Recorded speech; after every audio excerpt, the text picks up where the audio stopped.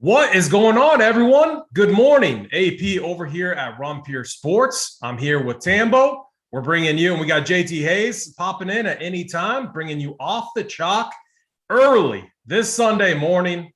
And there he is. Look at him. Oh, man, looking all JT Hayes. Good morning, my friend. Let me get a few of housekeeping items out of the way, and then we'll dive into our show off the chalk. Really excited for this one today. Again, we do have a promo code going on. If you're not a member, RPS Heater 25.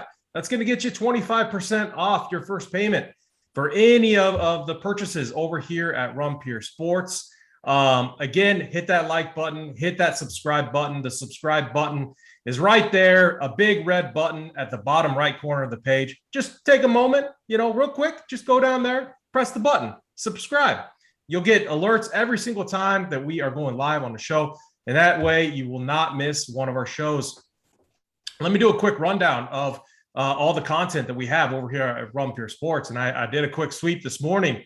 Everything is up. We made a promise to our members that we would do our best to have every single piece of content up by Saturday evening. And we've held to that. And obviously changes can happen, but starting with the playbook is going to be a comprehensive, big picture overview of the slate. It's going to give you an idea of what the top quarterback, running back, wide receiver, tight end, defensive options are, and a quick little write-up. And then we have grades in each section. We have core plays, which is kind of the staple of Runpure Sports and the content that we have. We got the top players in the industry all providing what they are running as their main build. You'll get an idea of what mine is probably from the show if you're taking good notes, but we're not going to give it all away. You got to sign up, use that code RPS Heater 25. Go in there, check out the core plays. I'm looking at them right now. Oh, Tambo, me and Tambo locked arm in arm, just going down the street. Oh, you'd love to see it, man. That feels like $1 million. We got a cash chart. The cash chart is a fantastic product. Actually, I'm a tournament player, but I use the cash chart kind of, just to check, check where my main build's at. But if you're a cash player, we got Hoop, we got Title, and Mangone that are building the cash chart. It's going to give you a breakdown of what all the top cash plays are on this slate. One thing that we added are our MME pools. BigT, JSU, and myself. We all provide what our player pool is going to look like, and then ranks according to it, and then our plan of attack for the week. Really cool addition to the products here at Runpure Sports. Again, one more time, hit that like button, hit that subscribe button. It helps us to keep this free and running each and every week. I'm excited to get into the Off the Chalk show. We got JT Hayes, we got Tambo. Tambo, let me kick it over to you first. Good morning, my friend. How are you doing this morning? How are you feeling about this slate today?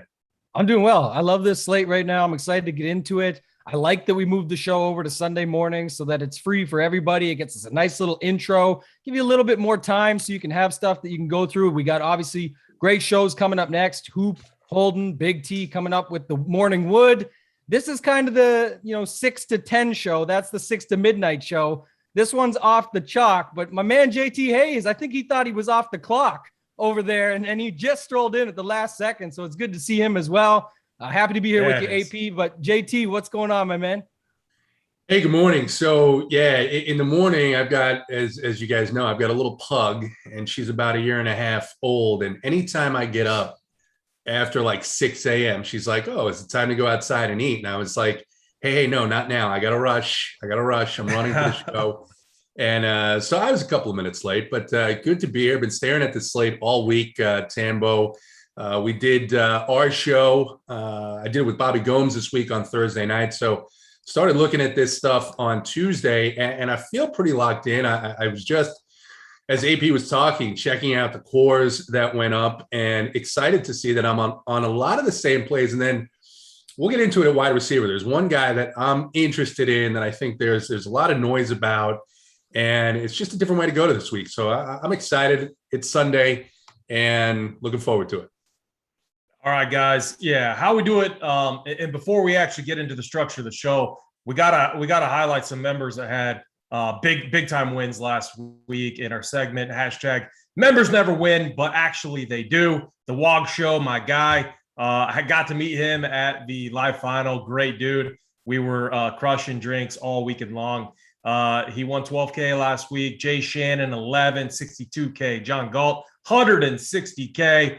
He was right up there in the Millie Maker. We were all rooting him on. And then our guy, Kate Fallick, on the Showdown slate, 115K. We're going to top all that this week. I am so confident we are going to top all of that. I feel very good about the content, where we're at and everything. So how we do the Off the Chalk show, assuming, many of you are going to be new to this, we're going to go position by position, not game by game, position by position.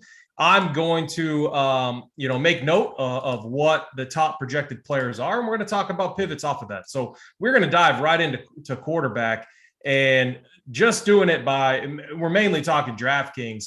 Quarterback ownership always gets spread out, so it is what it is. But I am projecting the top three quarterbacks to be Lamar Jackson, Justin Fields, and Josh Allen, all around 10% to 13%.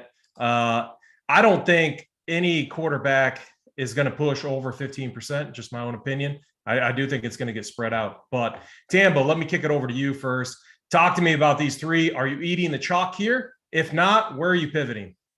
Yeah, the one that I like there, and I know everyone that knows and follows me for a long time knows I'm a Ravens fan. I just am going a different way with that game. One of the things I like to do when we talk on Off the Chalk, it's not just about 1v1 pivot. Well, he's 8,300 or whatever the price. Let's play a guy at 8,200. It's how can we go about using these guys differently, or go about getting some of that game environment, for example, without having to be on Lamar Jackson. And I think for me, I might have a little taste, but not really enough to talk about. The guy I like is the opposite side in that game. So one thing I like to do is stack the opposite quarterback, where you can get, unlock more opportunity within the game as far as better price tags on your, ancillary pieces. So I'm going to go with Goff. I like his wide receivers stacking up. I think, if you go with Hawkinson, Ravens are really banged up right now. That's one of the bigger things. Swift is still questionable, but I'm guessing he'll play. There's a lot of ways you can go about this game. So Cephas, I'll play those guys on the other side. And then I really only care about Williams for the Ravens and also Andrews, and I'll separate them. I think I'll just play one of them in that game. That way you're, kind of in the sense off where Andrews could get popular. I heard a lot of people talking about him this week. You could have a guy like Williams do all the work. He could steal some of the Lamar Jackson run, all of that. The one guy I do like there, though, AP, is going to be the Josh Allen play. I just think he's the easier one to stack. You've got him, you've got Diggs, Emmanuel Sanders. We've been trying to make this work. I'm going to go to him some. Beasley if you want, but I really like Sanders and Diggs, and it's easy to stack, and you only really have to put one with him. Obviously, Josh Allen can be a running back in his own right, rush on the ground, run a couple TDs in, so he's the one I like there. The other one that I want to talk about, though, and I'll flip it back to you guys or over to JT, is also, it seems like Matt Stafford getting a little bit of love, that Rams Tampa Bay Bucks game. So I'm not sure your guys' thoughts on that one, but he's the one I worry a little bit about if I don't go with him here. Yeah. No, good mentions there. Josh Allen and I get that. JT Hayes, kind of same question to you, and then we'll dive into kind of our top two pivots off the chalk and cement those in. But what are you doing with these three guys, Lamar Jackson, Justin Fields, Josh Allen? Are you eating some of this chalk, or are you getting different, and how so? I kind of like other plays here, and the way this sets up the guys I like at receiver. And unfortunately, one of the guys I loved at running back, it looks really, really questionable for Dalvin Cook today. But the route I was going was starting with Daniel Jones. I mean, quarterbacks have, again, in the opening of this season, just torched this Atlanta Falcons defense. And the additional thing that Jones has is that rushing upside. And you saw it in the Redskins game, the game against the Redskins. I've seen it when he's been healthy. He's healthy this year. He's got an elite receiving core. So I like Daniel Jones quite a bit. I like the golf call, because with a bunch of those guys in the Ravens secondary and on the defensive line going on the COVID list, they're going to be really, really shorthanded this week. And I think people are overlooking Jared Goff and the connection that he and Hawkinson have. I see that Hawkinson is in one of the cores. He's definitely going to be one of my top plays at that position. And then another defense And an interesting spot that I don't think anyone is going to be on, another defense that's pretty banged up, is the Pittsburgh Steelers defense. Lost a key member of their defensive line, a couple of guys in that secondary. We'll see what's going on with TJ Watt. Not sure if he's been ruled in or out yet, but Joe Burrow in an interesting spot here in a game that I think, depending on Ben's status, I know Ben's not healthy, is in a really interesting spot for the Cincinnati Bengals to get right here. So Joe Burrow, I think, just 5'5". Not going to have a ton of him, but definitely going to have a little bit of him. And then AP, I'll let you talk about Justin Herbert, but another spot where quarterbacks earlier in the season have feasted against the Kansas City defense. Yeah, I went there a little bit with Burrow last week, and man, the Bengals are committed to this run game right now. So that would be my only concern.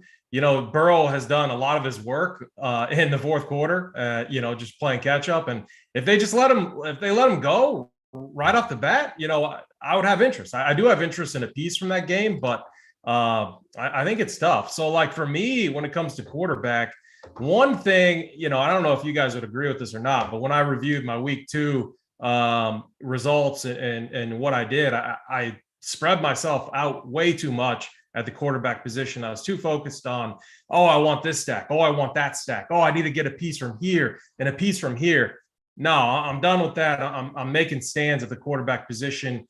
A lot of it has to do with roster construction. I love these cheap quarterbacks, man, and not the cheap quarterbacks that everyone else is on. So not the Justin Fields. I'm a full fading Justin Fields.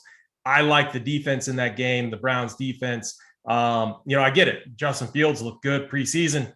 It is what it is. My top quarterback that I'm moving off of, or that I am pivoting to, because I was very high on Daniel Jones, but I'm going Matt Ryan, 5.4K.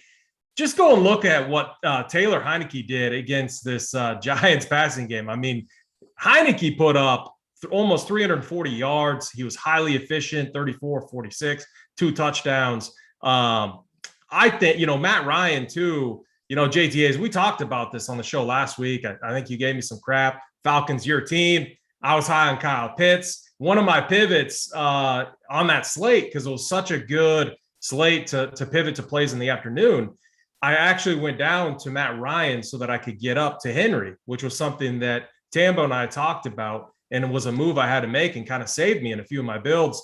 Matt Ryan, I thought he looked good. He has very little line, but I don't think he's going to get pressure. I'm not worried about the Giants getting pressure on him like Tampa Bay did. They forced, 2 pick sixes late in the fourth quarter. I mean, this guy was a drive away. Starting the fourth quarter, he was almost up to 300 yards. So Matt Ryan is going to be one of my flag plant plays at the QB position. Daniel Jones is my other one. And then, like you said, Justin Herbert. That's going to be kind of my top 3 right there. I want to get a share of Russell Wilson, but again, I'm committed to, I got to have 3 QBs max is kind of what I'm looking at this week.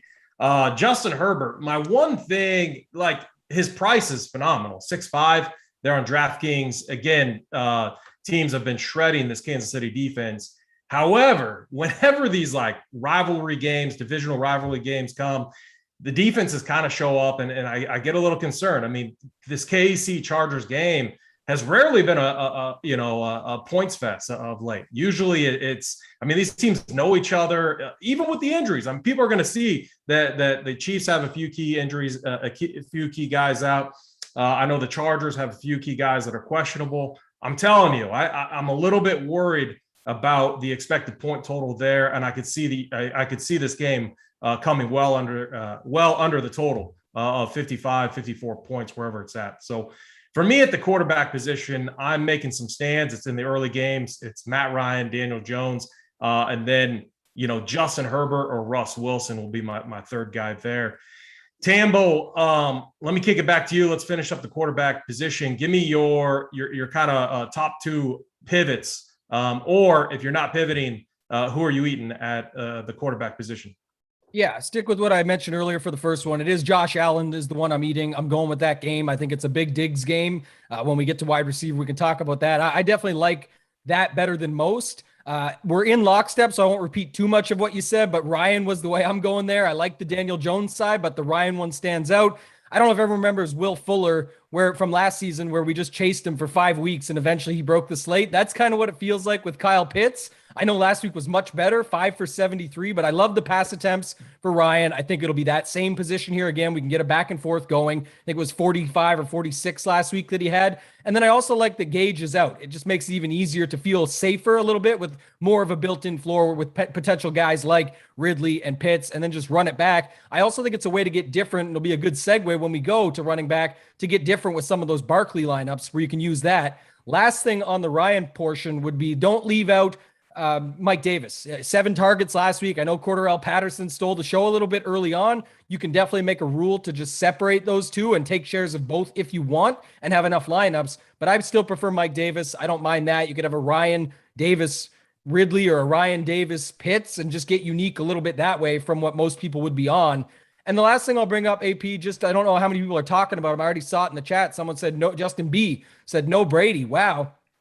I brought up Stafford earlier for that reason. It feels like people have been talking about, if you go any projection site or anywhere, you can see Kupp, Woods, Higbee, just jam them all. It's basically saying, and now today we get the news, Henderson is very questionable, doubtful maybe. You know, you've got potential for a Sony Michel game there, or I think it's Amir Abdullah. I can't remember the other backup, but the point would be that's another game where I think the Brady side's going a little bit overlooked because people have a hard time stacking Brady. Is it an Evans week? Is it a Godwin week?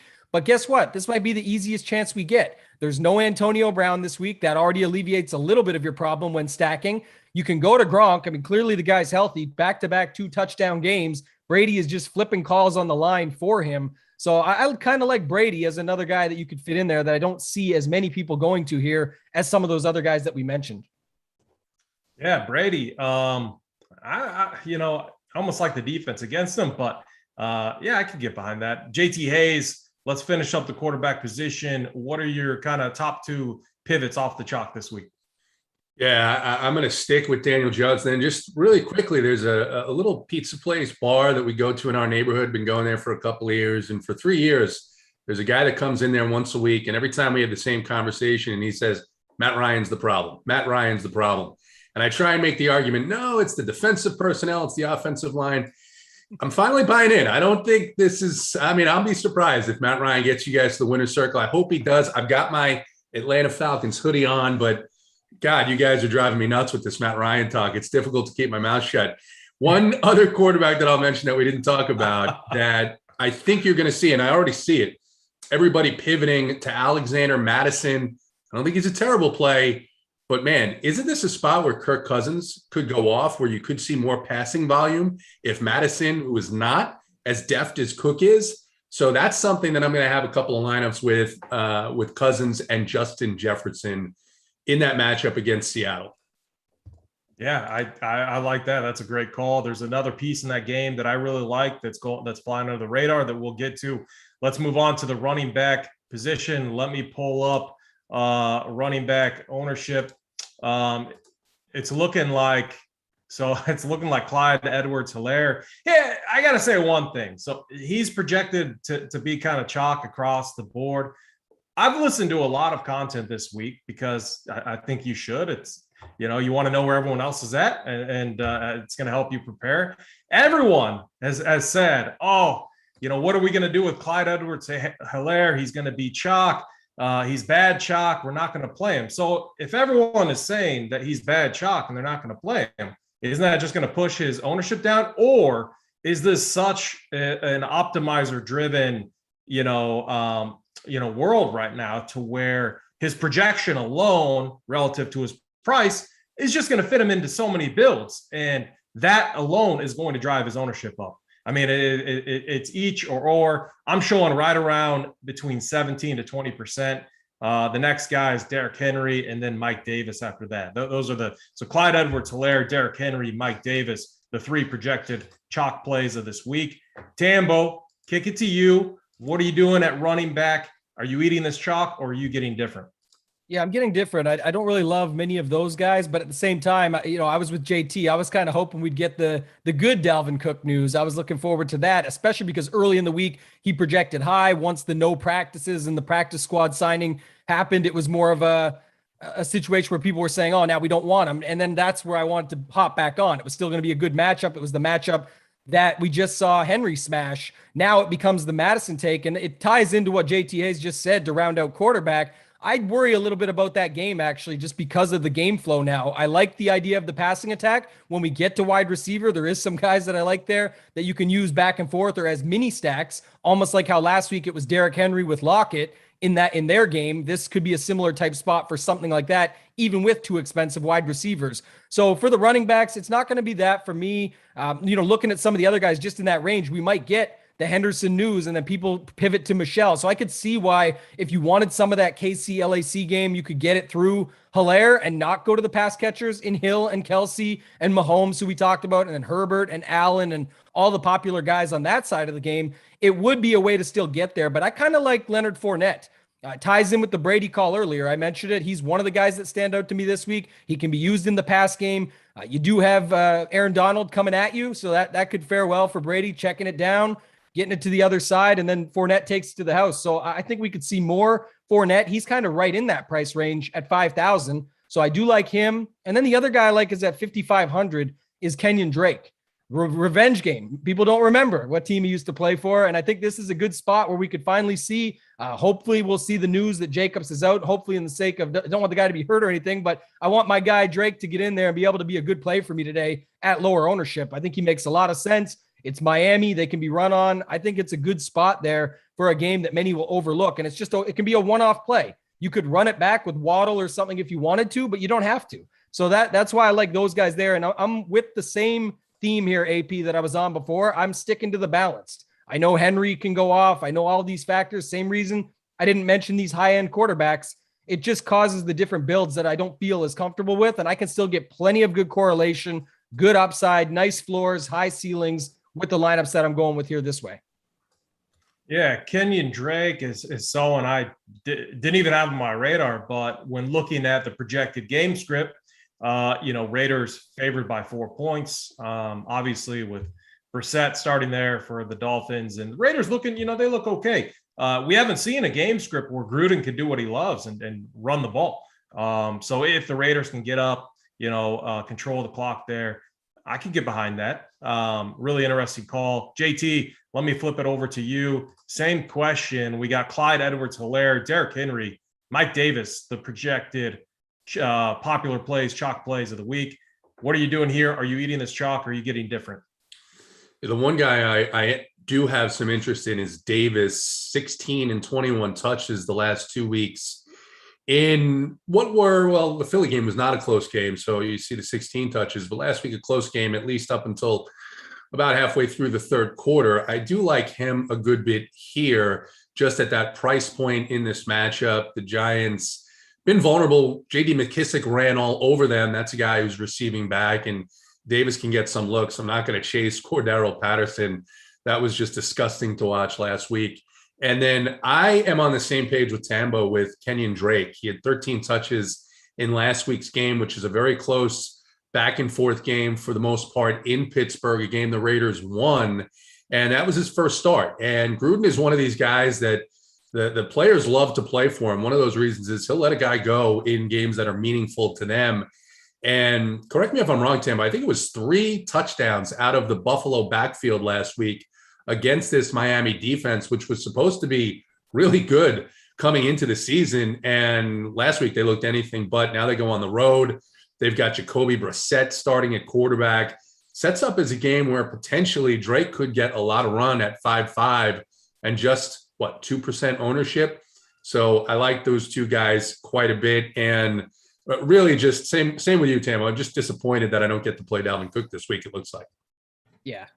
I one thing I'll say about that, I guess we could talk about it a little, AP. I'll flip it over to you on the Derrick Henry side of the conversation. The guy's just been going off. I know there's been a lot of talk around with more targets now, which is exciting for everybody because that's what they've said all along. If you get this guy targets, he's just going to mow guys down. So that's one to talk about. I'll flip that to you. The other thing I was going to say was with Yeah, Zach Moss, it was last week. JT Hayes was just tearing him up over there in Buffalo. So if that's happening, coming off of injury and questionable status and things like that, and able to come in and just hammer them, I suspect Drake could be a really good play. And you could also pair him with the Raiders defense. You mentioned Jacoby Brissett there. I think that's, if you want to go the correlation way for a secondary stack, run it with those two. I think that's perfectly fine this week. And again, one that I don't hear as many talking about. But AP, give me your thoughts up at the top, because if people, you and I talked about it, we're not paying up. We're going Matt Ryan, Daniel Jones, guys like this. We have the money based on their stacks if we wanted to get to Derrick Henry. But what are you doing with Derrick Henry this week up at the top?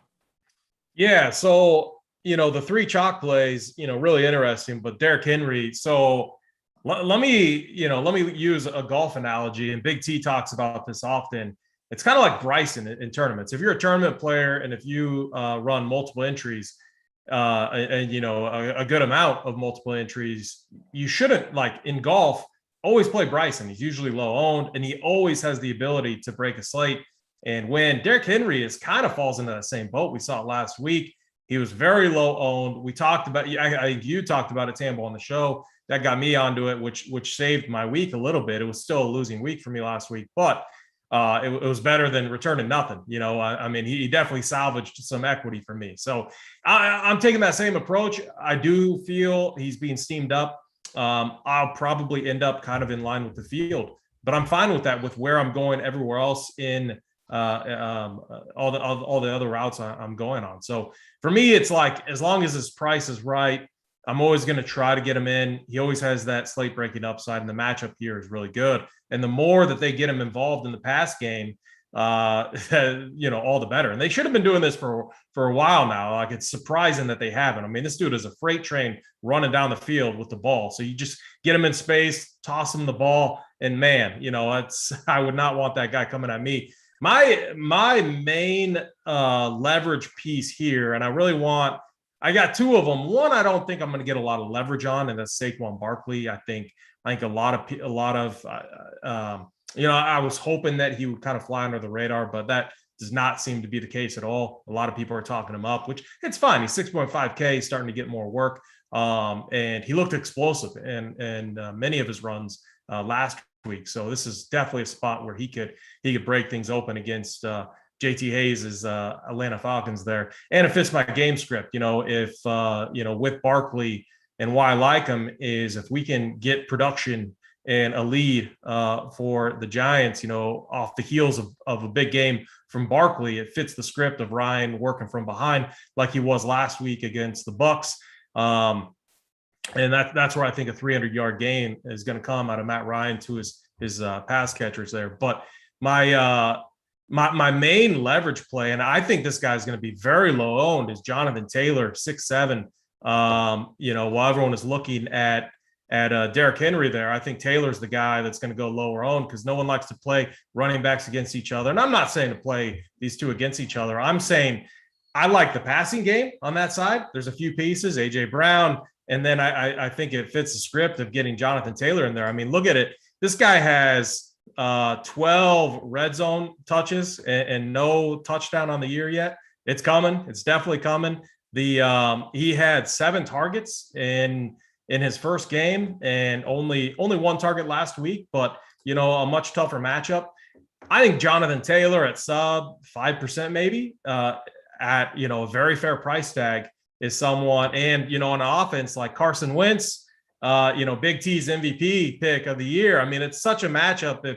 If like Wentz is hobbled at all, I could see a ton of little, dump offs to Taylor like we saw in week 1. So Taylor at 6'7" is one of my, not necessarily a flag plant play, but I'm going to be overweight, maybe right around 20-25%.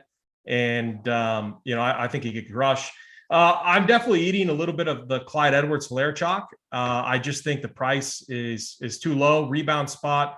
I know the Chiefs are going to, if this is a game to where, if you think about it, a home favorite, a home touchdown favorite, we talk about it all the time, like play the running back. And, I think this ownership on him is going to get pushed down because everyone's talking about like, oh, don't eat it, it's bad chalk. The only way I see him being popular is the optimizer thing. If optimals are just forcing him into the lineup and people are blindly playing that is what's going to drive his ownership up. but I also like Austin Eckler in that game too. I don't mind playing them together, but I would try to get different there. But I'll tie it up on my end. I think my my top 2 plays at running back is Saquon Barkley. I do think he's going to be steamed up a bit. I think he could be one of the top 5 popular plays at running back. And then Jonathan Taylor, 6'7". I think he's going to be sub 5% owned, and I think he's going to crush today. Tambo, let me kick it back over to you. Let's polish up the running back position. Give me, kind of your top 2 guys that you're looking at to get different this week. Yeah, for me, it's Kenyan Drake. We are on a show with Jonathan Taylor Hayes, though, so that's kind of cool that you're on JT over there on your side. I do like that. But for me, Kenyan Drake, definitely. Maybe some other guys that I mentioned, but, Fournette, Kenyan Drake, Mixon. We didn't talk about Mixon, but I don't mind him just in the situation where no TJ Watt, the ability to check down, a bunch of targets, opportunity. But Kenyan Drake and Fournette, for me, more balanced, again, with the structure, so I can pay up at wide receiver. Mixon's another good mention. I mean, this is a guy that's getting heavy volume. The Bengals look committed to the run. I got a little bit of the Bengals defense too. So, I'm looking at my pool right now. I need to find a way to maybe add Mixon in there. We'll see. 6'3", really friendly price tag. 20 attempts against the Bears, 29 against Minnesota. I mean, I like that call. Definitely someone I kind of overlooked. JT, kick it over to you. Kind of your top 2 pivots, and we can wrap this running back range up. Yeah, I like the Mixon call too. Just saw that TJ Watt is out. So an upgrade overall for the Bengals offense. I like Drake, and I talked about Davis. I know he's going to be a little bit popular. One guy we haven't mentioned, I played him 2 weeks in a row. Decent performances, but he hasn't gotten into the box yet. And I think he's got pretty good chance to do that today. And that's Chase Edmonds in this game against Jacksonville. You would expect the Cardinals to be leading quite a bit. And I just like the matchup, especially if Hopkins is out, then could be a spot where we finally get that Chase Edmonds upside game. Chase Edmonds, another guy I didn't think of. I mean, I'm looking at this and I'm like, wide receiver. I'm looking at the time. I'm like, wide receiver is going to take a lot of time because my pool, I was struggling to get my pool narrowed down. But man, as we're talking, there's a ton of good running back plays, many that I overlooked. Did you guys find it hard this week to dial your running back pool down, or is this a piece that you felt that was pretty easy to narrow down? I will say this, I definitely spread it out more than usual. So I know some today might take a guy like Madison if the Dalvin Cook news comes out and just jam him in every afternoon lineup. I still didn't go with that pattern. I went with the Fournettes, Mixon, Drake.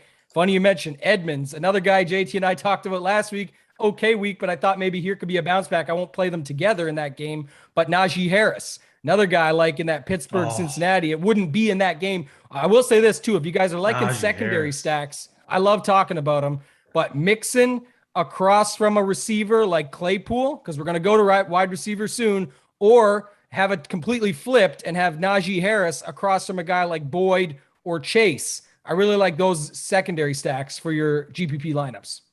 Najee Harris, man, he got there on one luck. He barely got there too, but he got there on one lucky dump off out of the backfield against the Raiders. Man, I don't know. I don't know what to think about Najee Harris, man. It was funny. I was like, I don't tilt often, but I'm like, why did I play Najee Harris last week? And then literally after I said that, he scores. JTAs, real quick before you sum up this running back question. I'm looking at the likes, man.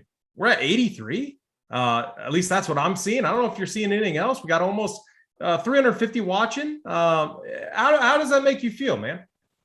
I mean, not good. Not good. Makes me feel disrespected.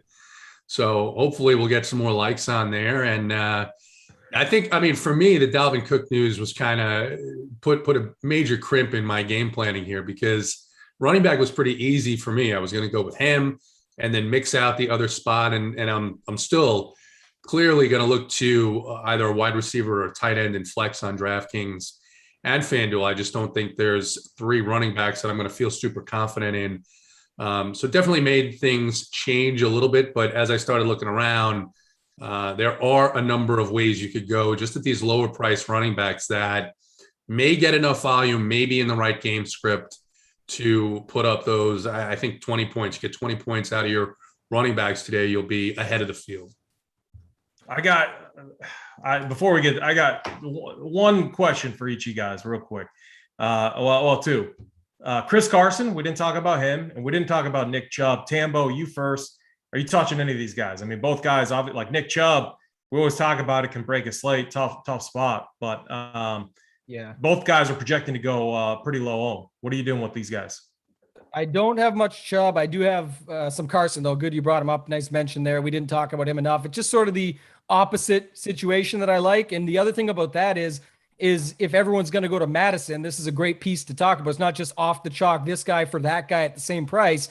It's how are you building your lineups? And for me, if a lot of people are going to Madison, I like Thielen. I like Jefferson. And one way to play that mini stack in that game would be Seattle with Carson instead of Lockett or Metcalf, and then go on the other side with a guy like Jefferson, who basically nobody's on, or a little more popular wide receiver for them in Thielen. So I'm fine with that for a mini stack as well. And I'm not really on the quarterbacks in this game. So that makes perfect sense for me there. Yeah. JT, Chubb, Carson, are they making your pool? Chubb, I looked at Chubb and then I just kind of came off. I wanted to go in a different direction because I like paying up at the wide receiver position a little bit more than running back this week. Carson's tough. Carson got in the box twice last week. That's what made his week. There's talk that although they want to push the run game and they want to, at least Pete Carroll wants to slow the pace a little bit, they also are going to limit Carson's touches to try and keep him healthy throughout the season. So Seattle sets up, I think, as a little bit of a frustrating offense to peg down. But I'll have some Carson this week just in case they keep giving him those end zone touches. I would prefer them to go, of course, to Russ and Metcalf. Yeah, I hear you. We got in the chat, DeAndre Swift, another one too. Probably a guy I'll try to fit in there. I mean, the more I talk about it, running back, so many options, and I'm sure we could talk about it for much longer. Wide receiver, same thing. So many elite options. One thing that I continue to consider is, do I go 3 running back, or do I go 4 receiver, or do I go 2 running back, 3 receiver, 2 tight end? I think all routes are viable this week. I really do, because we got a few tight ends that are pretty much receivers out there. But let's get to receiver. We have the top 3 projected plays: Cooper Kupp, Chris Godwin, Robert Woods. So all receivers underpriced, mispriced, to be honest.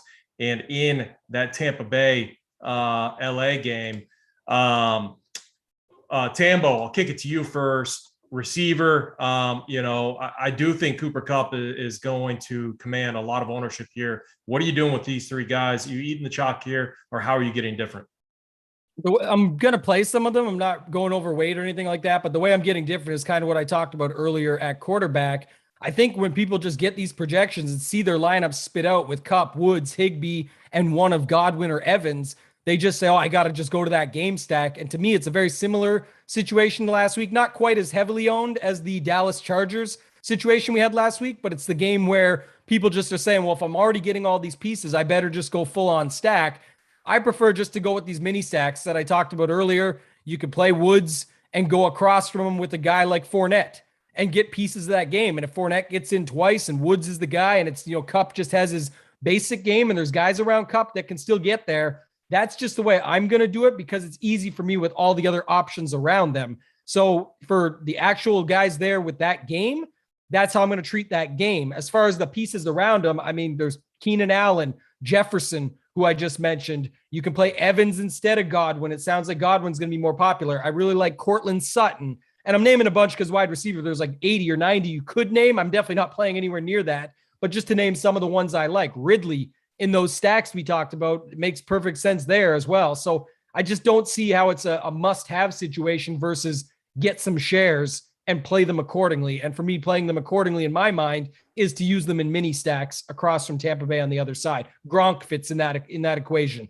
Gronk with Woods, that's a mini stack that 2 touchdowns, Gronk again, Woods a touchdown, an end around rush touchdown, and boom, that could be the perfect mini stack. And then we've got our Matt Ryan, Ridley, Kyle Pitts in the flex. JT's over there cringing, but you know what I mean? There's a lot of ways you can go about it while still getting pieces of this game. I wouldn't totally ignore it based on the projections. Yeah, JT, same question to you, but let me also throw in KJ Osborne, 3.5K. He's definitely gotten some steam as we're approaching lock. I'm showing ownership projection over 15%, which is a lot for a guy who's 3.5K, for a guy who's absolutely smashed in his first 2 games. The rookie looks good, but we all know what's going to come. Like, we all know that dud game, like when you get on a guy like this and then your expectation is here and then he just falls flat and you're tilted. What are you doing with those 3 guys? And then what are you doing with KJ Osborne? If you're not eating any of this chalk, how are you getting different? Yeah, I think with Cooper Kupp, at some point he's going to have a game where he doesn't get into the end zone twice and catch for close to 200 yards. It's going to happen. It may happen today. If you're Bruce Arians, you have to believe he was looking at the tape of the Rams' last 2 games and thinking, this is the guy that I have to stop. Makes it a lot more difficult to fade him if Henderson is out. Obviously, the Patriots let Sony Michel go for a reason. The Bucs aren't a team you run on anyway. And that was something that was pretty clear. Part of the good part of the Falcons game plan last week is not trying to force the run, doing some gadget stuff with Cordell Patterson instead. But I do like Woods. I mean, he's in the past 2 matchups against the Bucs, he's gone for over 30 DraftKings points. Not indicative of future success, of course, but this is a much softer defense through the air. And then I do like Chris Godwin. You have to believe that Jalen Ramsey is once again going to shadow Mike Evans and should leave Godwin open quite a bit. And outside of that, I think there's, like Tambo said, there's a number of guys that you can play. I happen to think this could be a good spot for Justin Jefferson with Julio Jones having a good week last week. The Seahawks went out of their way to lock up A.J. Brown. If they do that to Adam Thielen, who has been putting up the bigger numbers so far this season, I think you could see a big game from Justin Jefferson here, particularly if they go through the air a bit more with Cook out. Tambo mentioned Chase Claypool earlier. Obviously, Deontay Johnson out. Want to hear a little bit more about Ben's health, but I don't think we will. So you kind of have to take that risk there. And then a guy who I saw an interesting receiving yards prop on surprised me a little bit. It was in the 30s, which isn't very high, but for James Washington at 4.0, he's the guy that's going to come in and take Deontay's spot. If you wanted to get different, instead of KJ Osborne, you could look at him. You could look at Laviska Shenault in that game against Arizona. Arizona's been getting pretty lit up by opposing wide receivers there. So I do think those are good plays as well. And then the last guy is a guy on the Giants. And I was totally in on him. And then last night, probably why I stayed up so late, is I'm reading all of this drivel, this nonsense out of the Giants beats about Kenny Golladay and are they going to limit him? He was yelling at the receivers coach, blah, blah, blah, blah, blah. It struck me as the same setup as Mike Evans had going into that game last week against the Falcons, where it was the other receivers that were getting all the attention. And these quarterbacks have a tendency to get things right? It might not be totally even, but they're going to make sure that their primary workhorses eat. And Kenny Golladay, 14 targets in his first 2 games, looked like a pretty good bet against this Falcons defense that can't stop anything. And now I'm reading all this stuff. So here's what I'll say about it.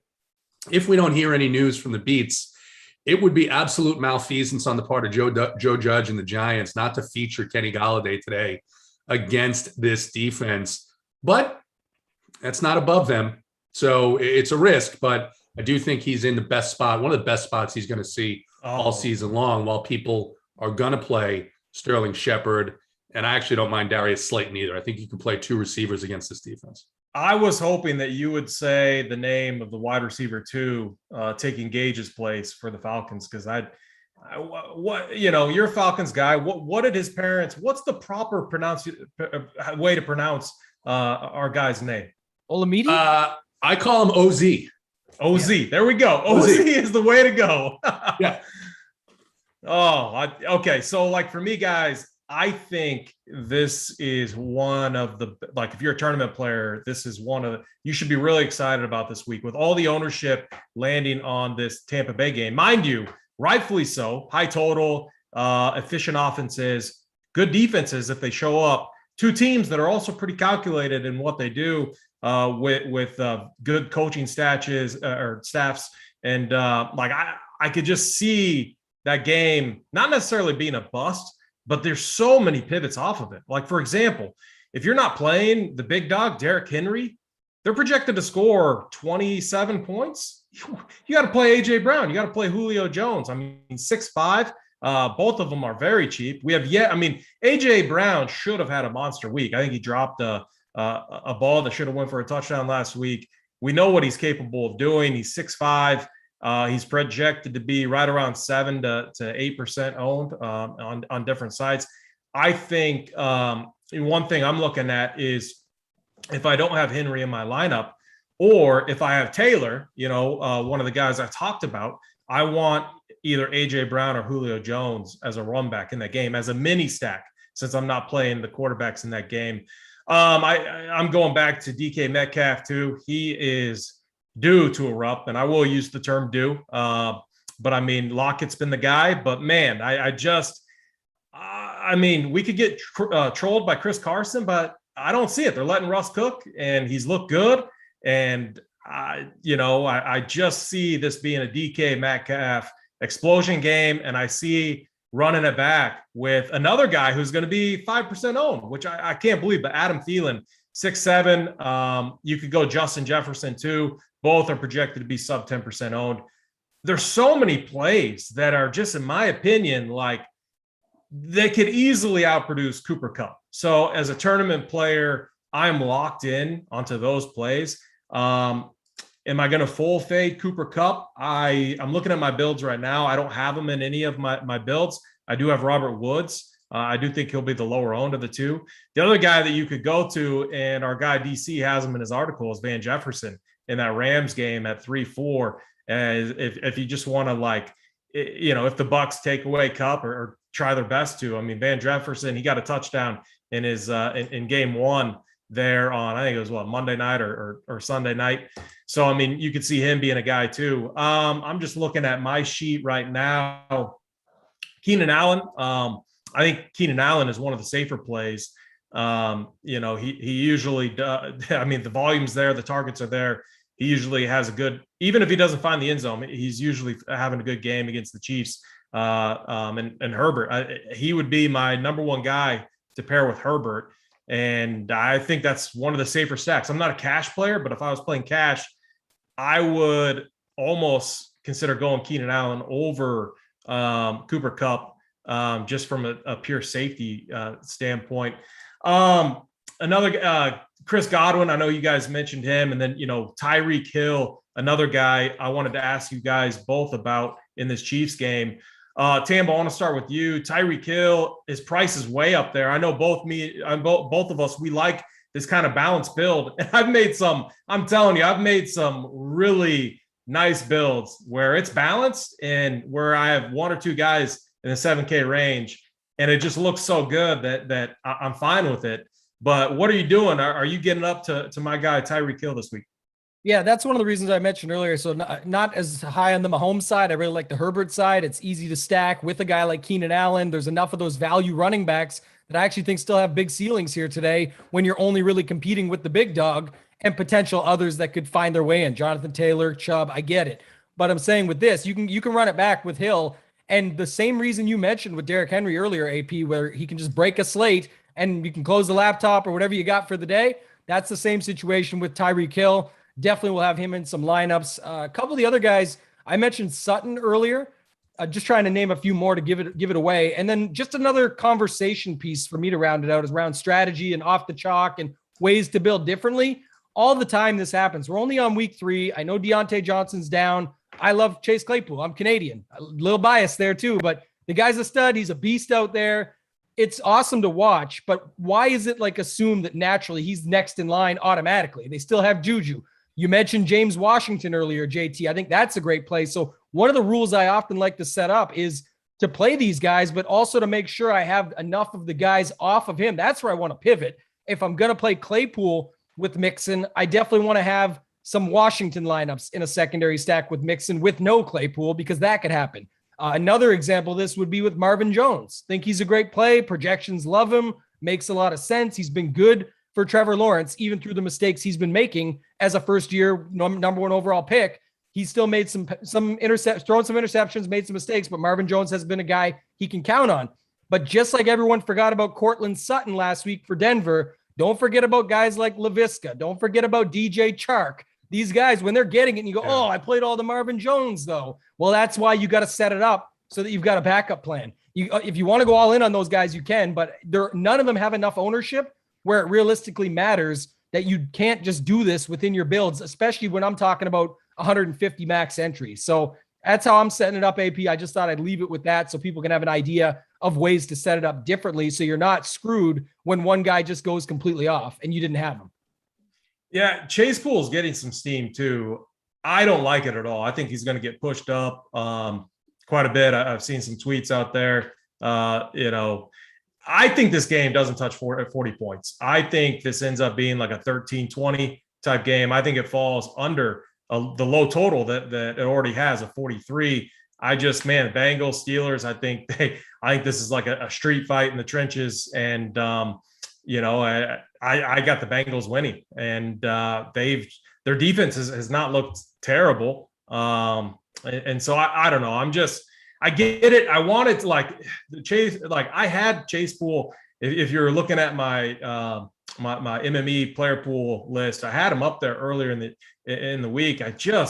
There's so I could spend a little bit more and get, a guy like AJ Brown. I just talked about. I just don't trust Ben getting him the ball. So I'm really torn on it, but we all know what he's capable of. He showed it last year.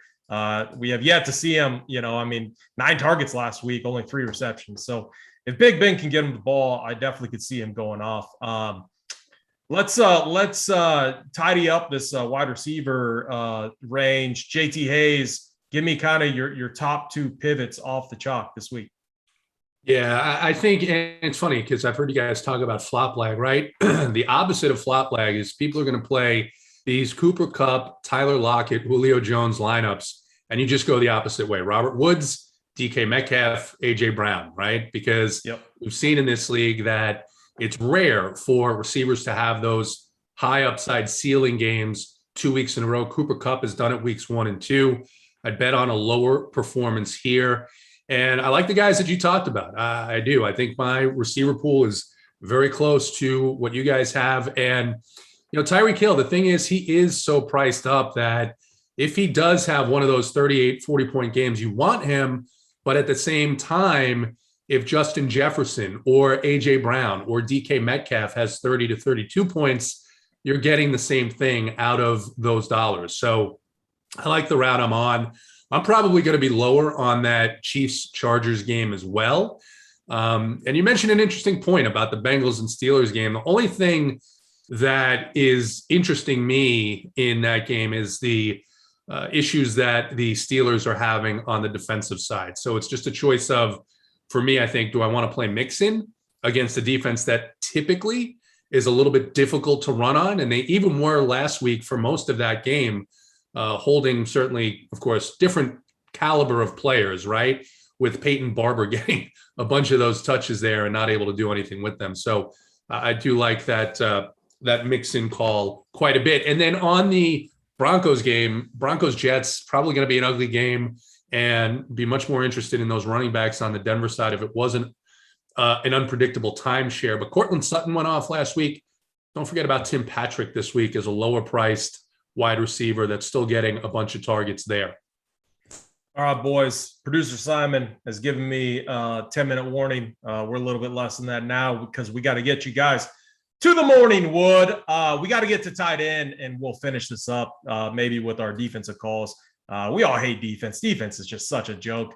We say it each and every week. It's ridiculous. But I'm showing the top projected owned tight ends as TJ Hawkinson, Tyler Higbee, Travis Kelce, all right around 15% and up. Tambo, kick it to you. Are you eating this chalk? How are you getting different if you're not?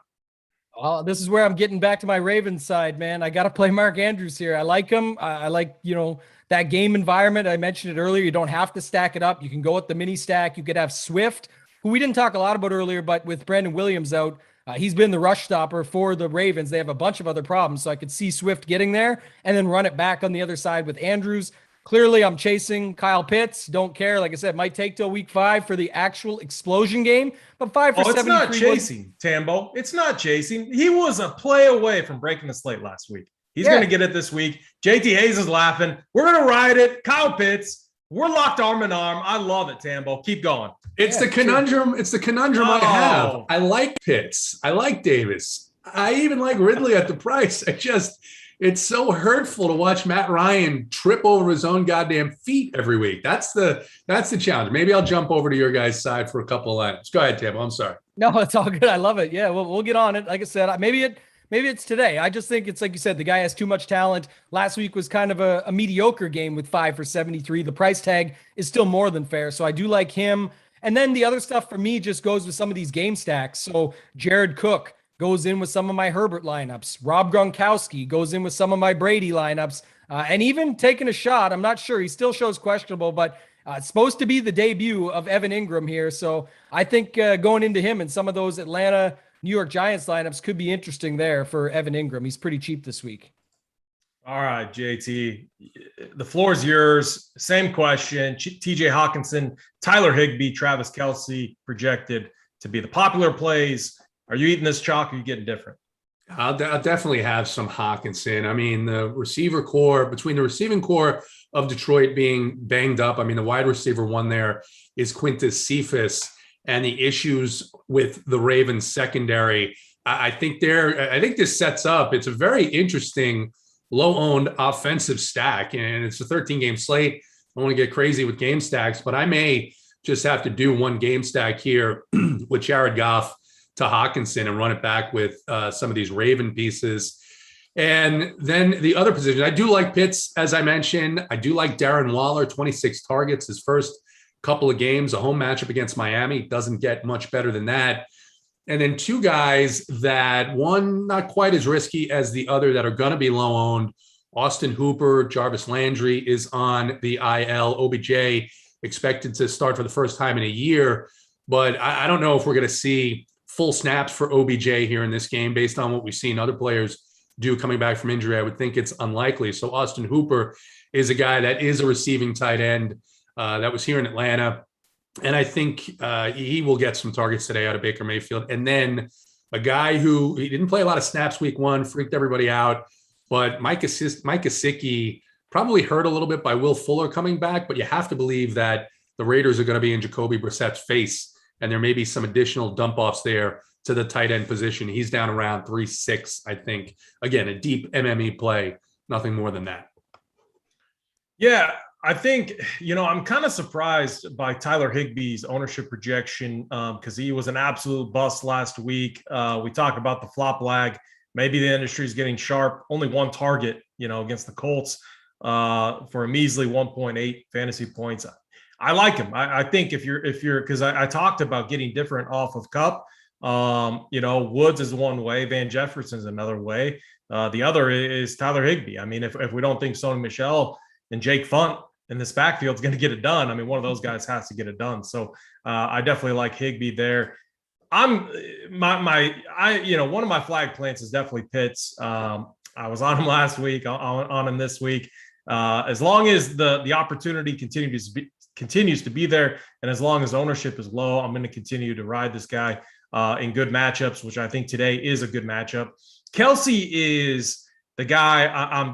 That price, I think these mid-tier tight ends are in such great positions. Pitts, Hawkinson, Andrews specifically, and Higbee.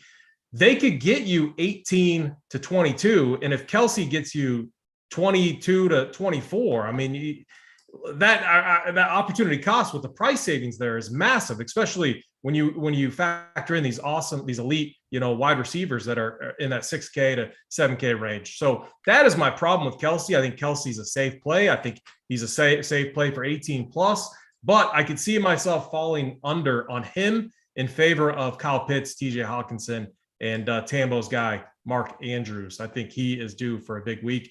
And I think that's another good way to get some leverage this week. Nothing wrong with Kelsey at all. I want the upside elsewhere. Let's just, Tambo, your top two tight ends, just to review.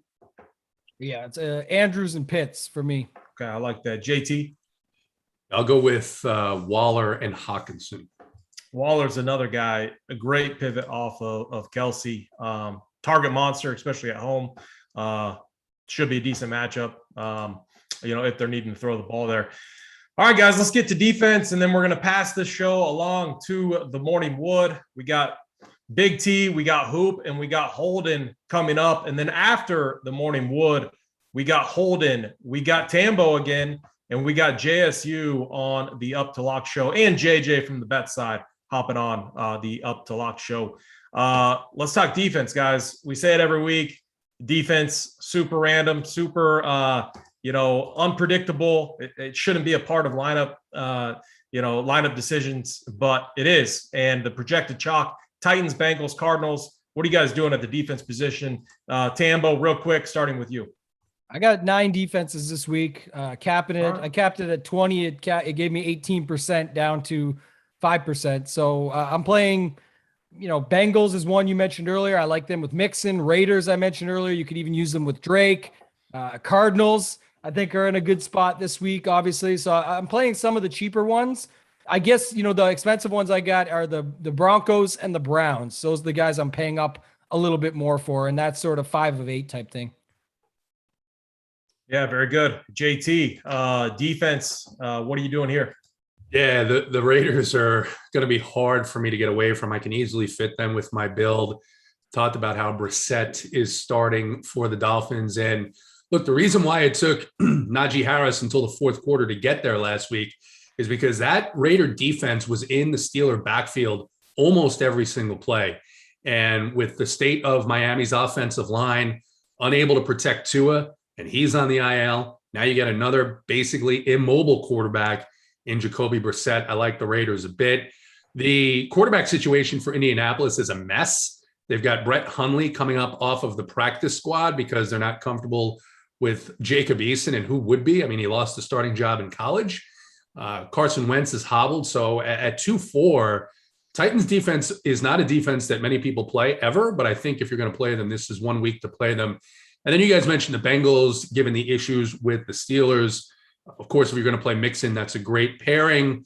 And then AP earlier in the week, we talked a little bit about the Cleveland Browns defense with Justin Fields for Chicago making his first start, a rushing quarterback. You get a couple of hands on him, you could easily see a dump and dive for a score from the Browns. I like that, boys. For me, I like the Raiders call. I'm on that also.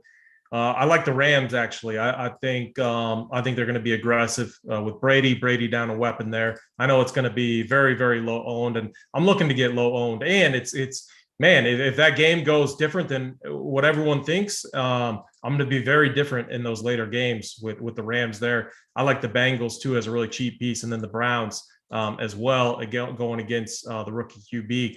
All right, boys, we got to pass it on to the Morning Wood show. Stay on. Big T and Hoop and Holden are going to be bringing you up, closer to lock, closer to our next show here over the next hour. They're going to be on here in 8 minutes. Do not miss the show. It's going to be great content, a lot of awesome plays. With me, AP, Tambo, JT, let's all crush. Let's all Runpure today. Simon, get us out of here.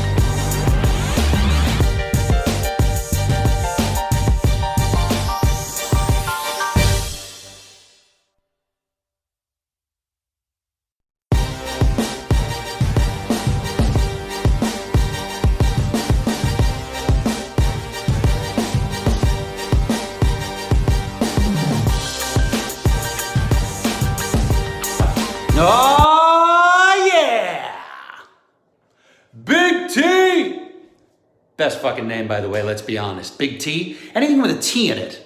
I love Mr. T. Remember Mr. T? Big T! It's your boy, Russ Hanneman. You can call me Uncle Russ. You're Big T, I'm Uncle Russ. I like the monikers. You can also call me Senor Tres or Mr. Fest, Russ Fest. You can call me ROI, which means radio on internet, but in French it means the king. So fucking yes. But I digress. Big T, Uncle Russ is here to wish you congrats on the giblets. Listen, I know you're the guy at Runpure Sports that fucks. Am I right? Am I right? You know I'm right. Come on, you know I'm right. This man hits the workbench and fucks. Listen, man, congrats again on winning all that money in DFS, Big T, and keep running pure. I like that. Fucking love that, actually. Big T, you're the man. You're the man who fucks. And one day you will drive a car with doors that open like this or like this, not like this. Yeah. Big T. All right, enjoy it, man. Hanneman out. Oh!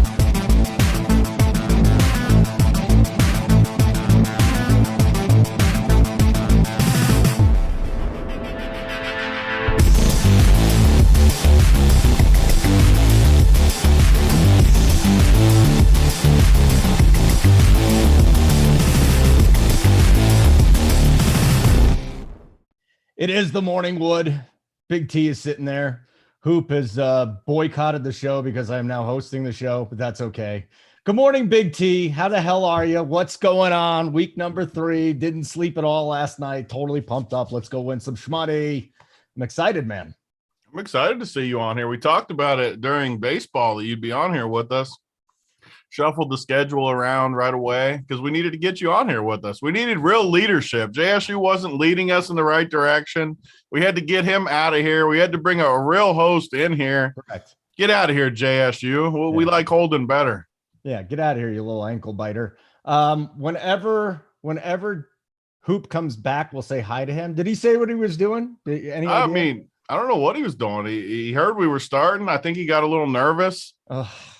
Sometimes he gets nervous to pick winners. So I don't know where he went leading up to the start of the show.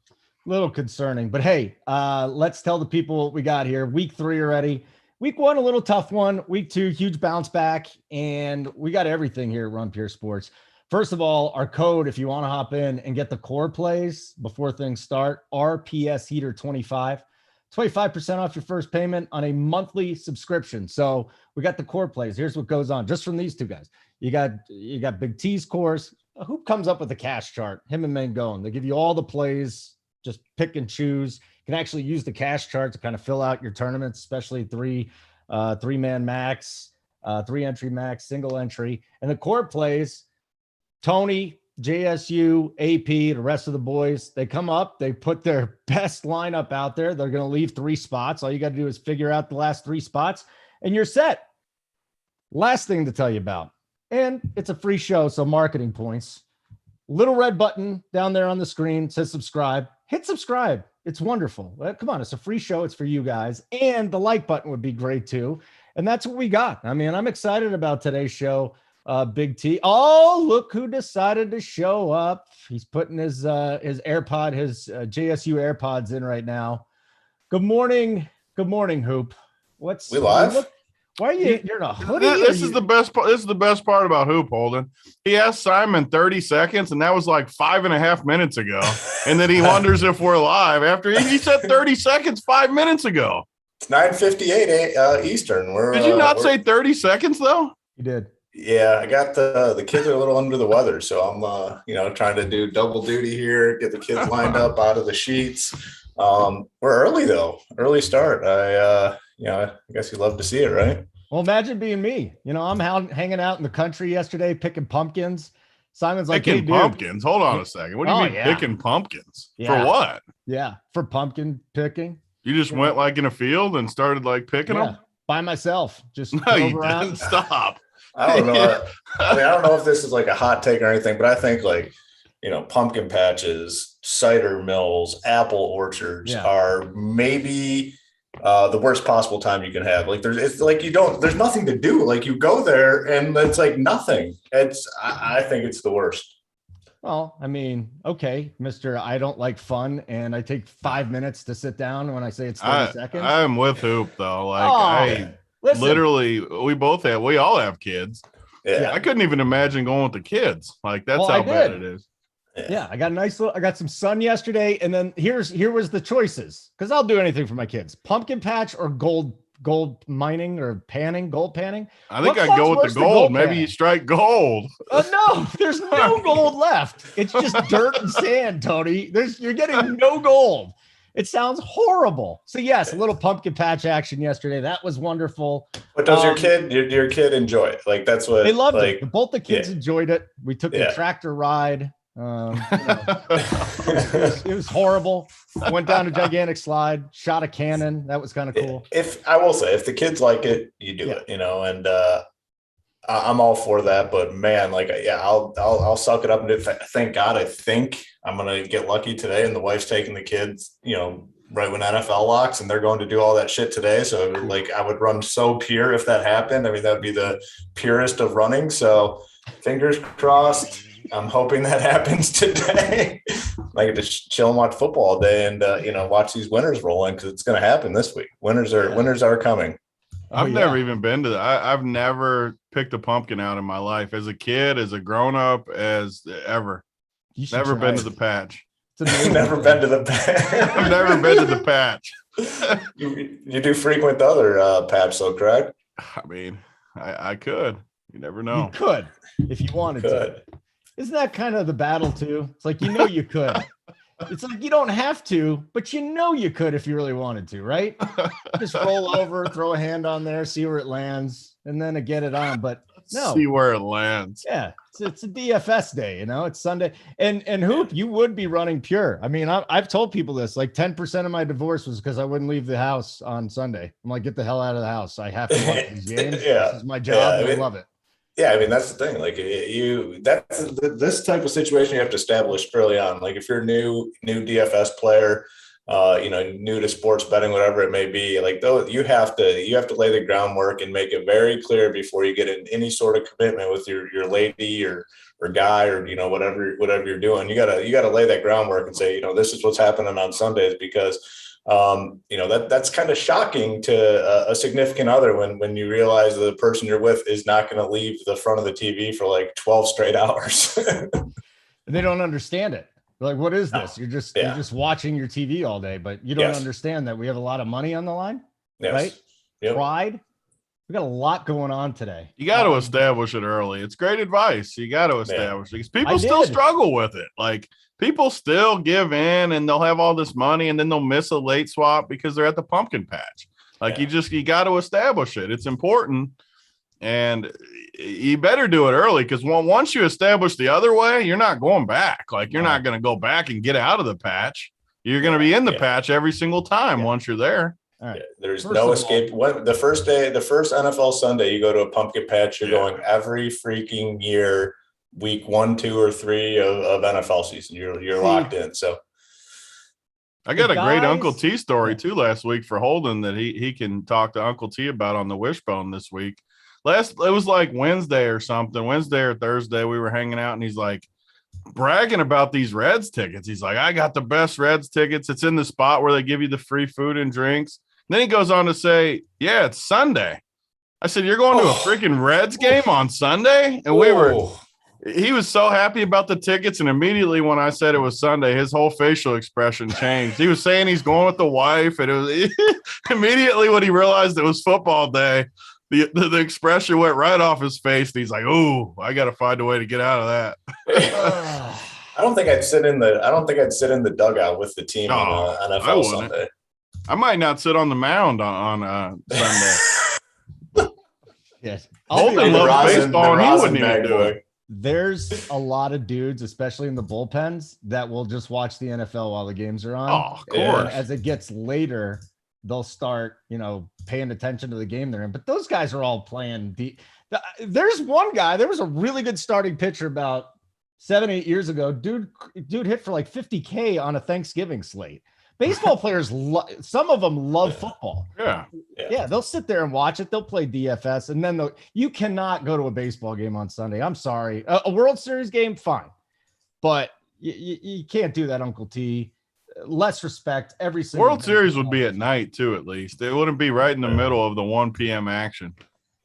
Baseball games are just they're boring. Another thing, I mean, I guess we're going down the downer path today, but I mean, baseball games are boring in general to a time. I mean, I was at the game last night, had a good time with the kids, but I mean, it's not exciting stuff, to be honest with. Like an NBA game, I think is like the best viewing experience. If you're close at an NBA game, nothing beats it. But like baseball games, I mean, that shit's boring.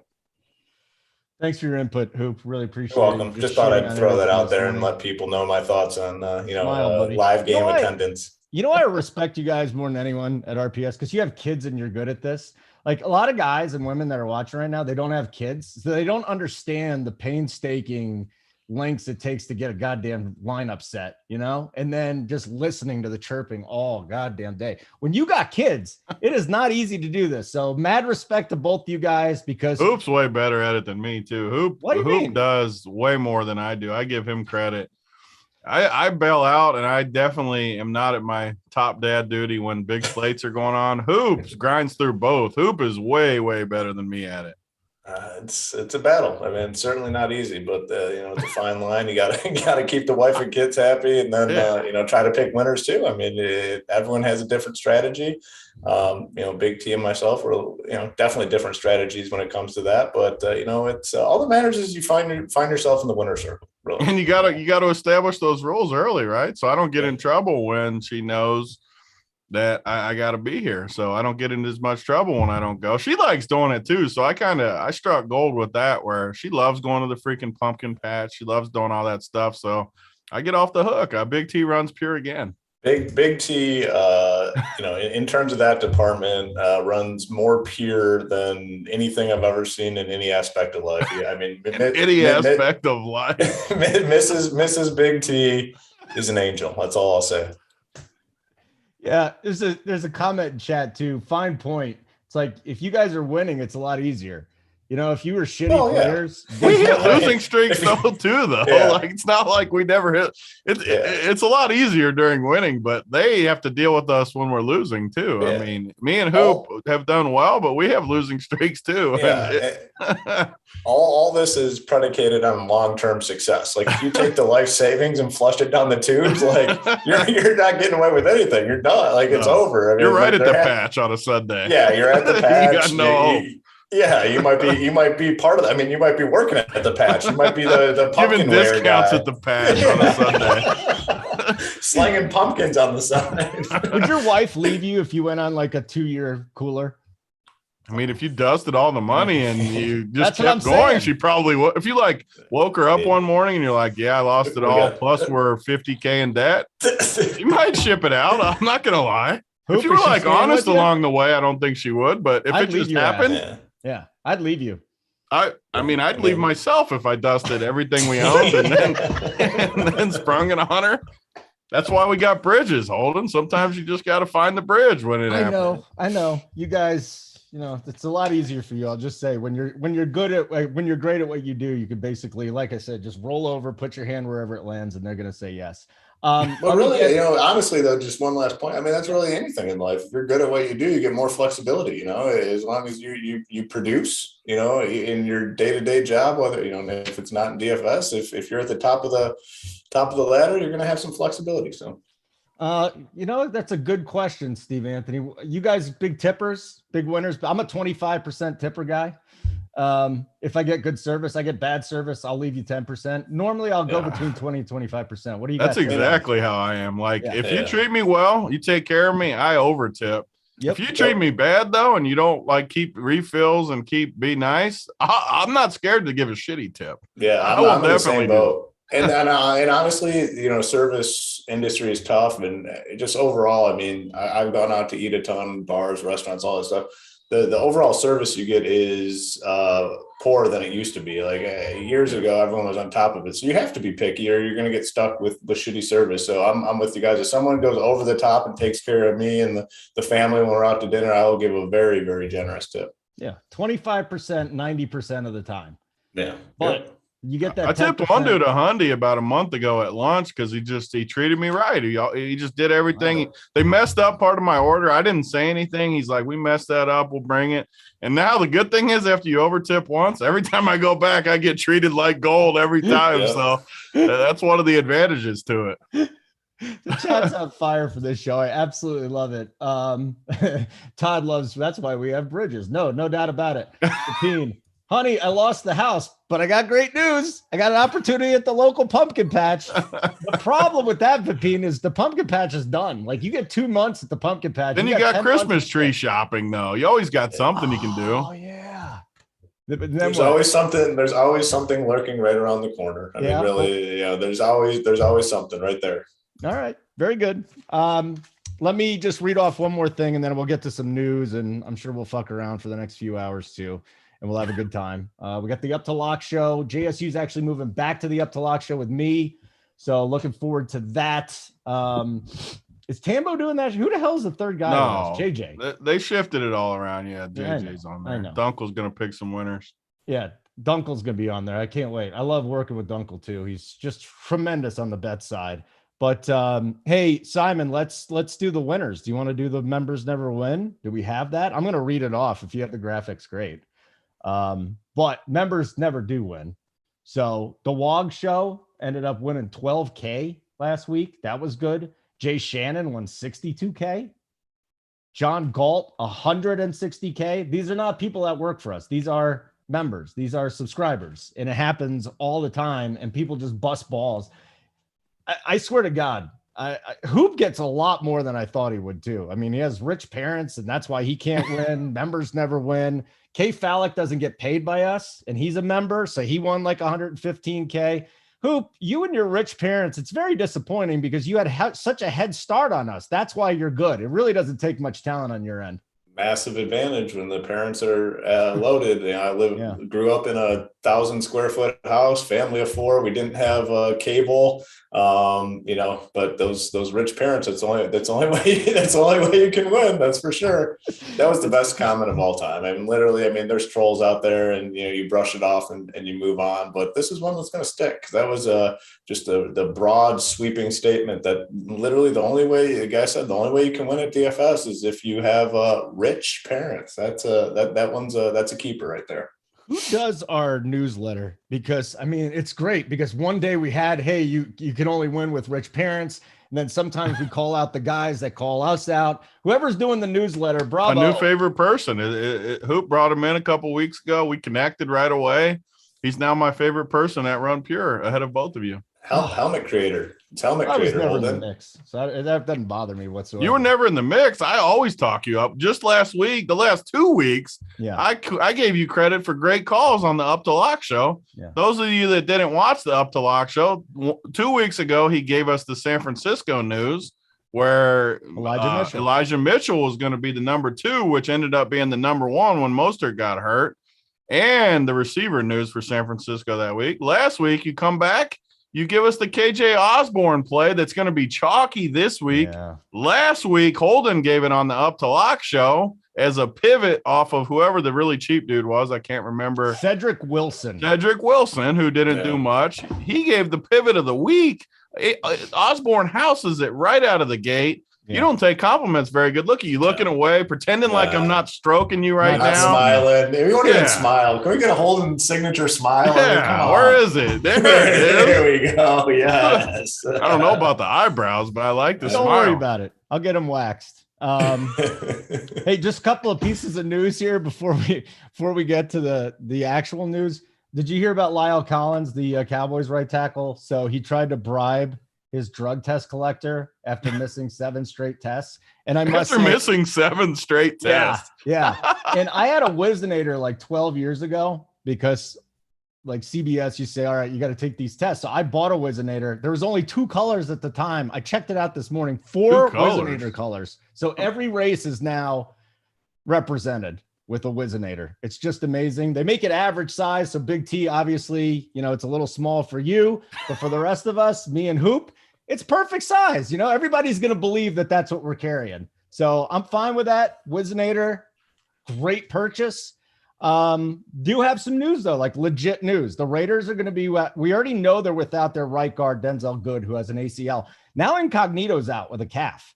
Like their left guard and their right guard are both out today.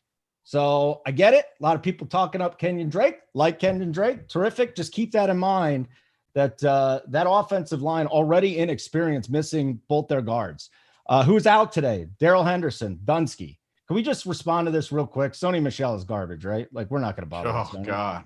Ooh. No. Okay. I can't click that name. T. Higgins is out. Like, does that bump up anyone on that team for you, whether it be Chase, Boyd, Mixon? I think it bumps Boyd the most. Boyd. Yeah, Boyd for sure. I really like Boyd. Boyd the most. Is he tournament viable, or is he going to be too chalky for that? No. I don't think it'd be chalky. I think both tournaments and GPPs for me. Okay. Tournaments Antonio and GPPs. Brown. Sorry, cash games and GPPs. Cash games. That's fine. Antonio Brown's out. Who gets the biggest bump? Is it Evans? Is it Godwin? Is it someone else or nobody? I mean, I don't think it benefits anyone. No, okay. I mean, obviously they get the tree gets shorter, so they got a better chance to have a big game, but they spread it around so much that I don't think it impacts as much as other people do. Yeah, and the late inactives will be coming out soon too. Jarvis Landry's out. OBJ, they said Beckham is going to play as much as he can handle today, so there's no pitch count on him. That's. I mean, there's not going to be people on OBJ today. Deontay Johnson's out. Claypool, obviously somebody popular.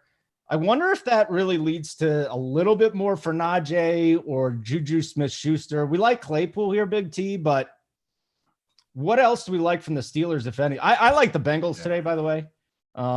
They got a top 10 rush defense through 2 games. They've actually looked really good against the run. People aren't going to believe that, but I'm telling you, it's true.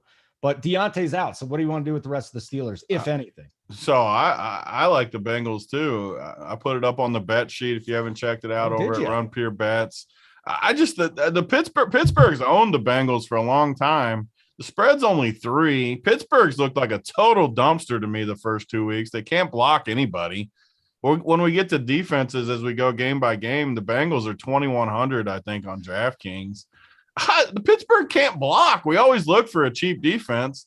You're going against a team that can't block, that has a quarterback that can't throw anymore, and he can't move. Sure, Claypool and Juju could get peppered with targets because they can't block. But as far as the overall game and offense, I think Cincinnati's in a great spot to pressure them all day. I think Cincinnati's better, too, than people think. They might just flat out be better than Pittsburgh now with a younger quarterback, weapons all over the field. Yeah, I'm on Cincy with you. As far as Pittsburgh, yeah, you can play Claypool or Juju. People are going to play Najee, and he got so freaking lucky last week. He's like the easiest fade for me. I can't imagine playing him. Yeah, I'm over it. Let me ask you something that the chat's asked me. What's on the board back there? Is that just lines, the whiteboard? It was earlier in the week when I was doing it. I actually forgot to wipe it off, but yeah, it was just the lines. Early in the week, I think I wrote them like Wednesday when I was getting ready to do that Mayo show, and I was looking at it. So nothing super exciting. I wouldn't work too hard to look at it. All right. Hoop, what are you doing with the Dalvin news and cash? What do you got going on here? I mean, if he plays, it's going to be limited. Then again, maybe the adrenaline kicks in. Why do we not just think he's out? Like everyone keeps trying to make a case said it yet. Yeah. So you guys both think he could still play? No, I don't know. I thought he was out all week. I mean, I was kind of banking on Madison, but I mean, maybe a little. Please don't say it, right? We don't want them to say it before the early lock. Don't say it because I'm counting on him being in. I love that it's a 4 p.m. Eastern game. I mean, I think that definitely will help ownership on Madison, assuming Cook is out. I mean, because we're not going to have the official news until like 3 o'clock or so. So I like the situation a lot better, and yeah, we'll cover it when we get to the game. But yeah, definitely Madison. I want to say one thing too about that. So I'm confident in it. Hoop's confident in it. We'll get Holden's take, but even if they don't rule Dalvin all the way out, don't be scared to roll Madison in there still. These teams run 2 backs. No one will play him if they do rule Cook. And Cook's hurt, whether he plays or not. He didn't practice all week, was getting treatment. Don't be scared to play. Hopefully it doesn't happen and we just play Madison. But if they roll Cook in, I'm telling you right now, in tournaments, do not worry about playing some Madison still. You might lower it a little. I'm not saying just jam it, but don't be scared to play like 10 or 20% Madison, even if Cook is ruled in. Like button, we're at 239. How many did you guys get last week? Like 600? I feel like we got a lot of time to get there, but Hoop, you're the guy that scares me at RPS. I don't know if we got 600. That seems heavy. Well, we need 600, Hoop. Let's go. Yeah, we're looking for that like 90% ratio in terms of viewers and likes. Let's get it done. We can make it happen. I mean, free winners. And we can always go premium if we have to. Just blow us away. That's all I always ask. Just blow us away, and you won't have to listen to us bitch about it. This is terrific. Hey, Simon, get this Jason Bay cocksucker out of the chat, please. It's enough. You can rip on me. You start making fun of Big T. And if you get to Hoop, what was he saying about me? What was he making fun of? You look miserable today. I mean, he starts. I look miserable. Me. Yeah, it's early, and I was up till 5 a.m. putting content on the site. I feel miserable. He's gonna get to Hoop. Just get him out. Jason, you miserable piece of garbage. Think about this. You have a monster DFS slate, and you come in here and start just talking shit on our flagship show. Are you kidding me, bro? Get out of here. I'm in a great mood. Let's go. We got NFL today. Thank you, Simon. Get out of here, Jason. Come back on your burner, punk, and we'll kick you out. Right. It is funny how you can always tell who just the straight trolls are, because they just come in with their little egg avatar and they just start chirping everything in sight. All my avatars are egg too, but I don't sit there, creep in and start complaining to people. So anyways, adios, dude. Have a good time. Hope everything goes well for you. Actually, I hope you lose your ass and you're broke and your wife divorced. He's not playing. Make no mistake. Pumpkin patch. We hope by this time next year you're on the pumpkin patch slinging pumpkins. I did. I met a couple of the people out there at the patch, dude. Jason, actually, you can hit me up. If you could find out how to get to RPS, if you actually want to spend a little bit of money to get a little bit better, hit me up. I could probably hook you up with a part-time job over there, which is where you probably belong. Anyways, like button, we need 600. Screw Jason. And then subscribe buttons, that little red one. But let's get into this, guys. Let's go. We got a huge slate once again, and we're going to start. Let's start with that Kansas City Chargers game. A lot of us love that. I've told you before, on FanDuel every week, I'll just throw Mahomes stack in there with Tyreek and Kelsey. On the other side, though, Big T, I know you like a little Herbert today, and he's got some weapons. This Kansas City defense, you think you've seen some horrible defenses. Kansas City's right there. They are brutal. DVOA, bottom 3, just everything. Normal stats. Horrible, horrible defense here, Big T. Yeah, I mean, Kansas City's looked bad, really, both weeks. They got lucky to win week 1 versus the Browns. Last week, they blew the game. They should have won that game easy last week. They just haven't looked right. And the Chargers have always played them good. I saw some stat that Kansas City's got a 1-2 record versus the Chargers at home the last couple of years. They're like 20-3 or something versus the rest of football. So the Chargers have played the Chiefs good too. And the prices are the key for me. Of course you're going to like Mahomes, but you can just play Herbert for $2K cheaper in the same atmosphere against a bad defense. I don't really see a reason to play Mahomes over Herbert when you can get you get the same game atmosphere and you can still play Tyreek or Kelsey. Basically, it's the same stack to me in tournaments. You're looking for ceilings. I like getting the 2K savings going to Herbert. I know he let us down last week, but he still had a big game. They just couldn't get it in the box. They had a few bad penalties when they got in the red zone, maybe a turnover. I don't remember all the random stuff that happened, but I think it's a great spot. And the weapons, I love the weapons. It's always nice when you can play a guy like Herbert for cheap, and you got Eckler and Keenan and Mike Williams, who looks incredible to me this year. Even Jared Cook is a cheap tight end.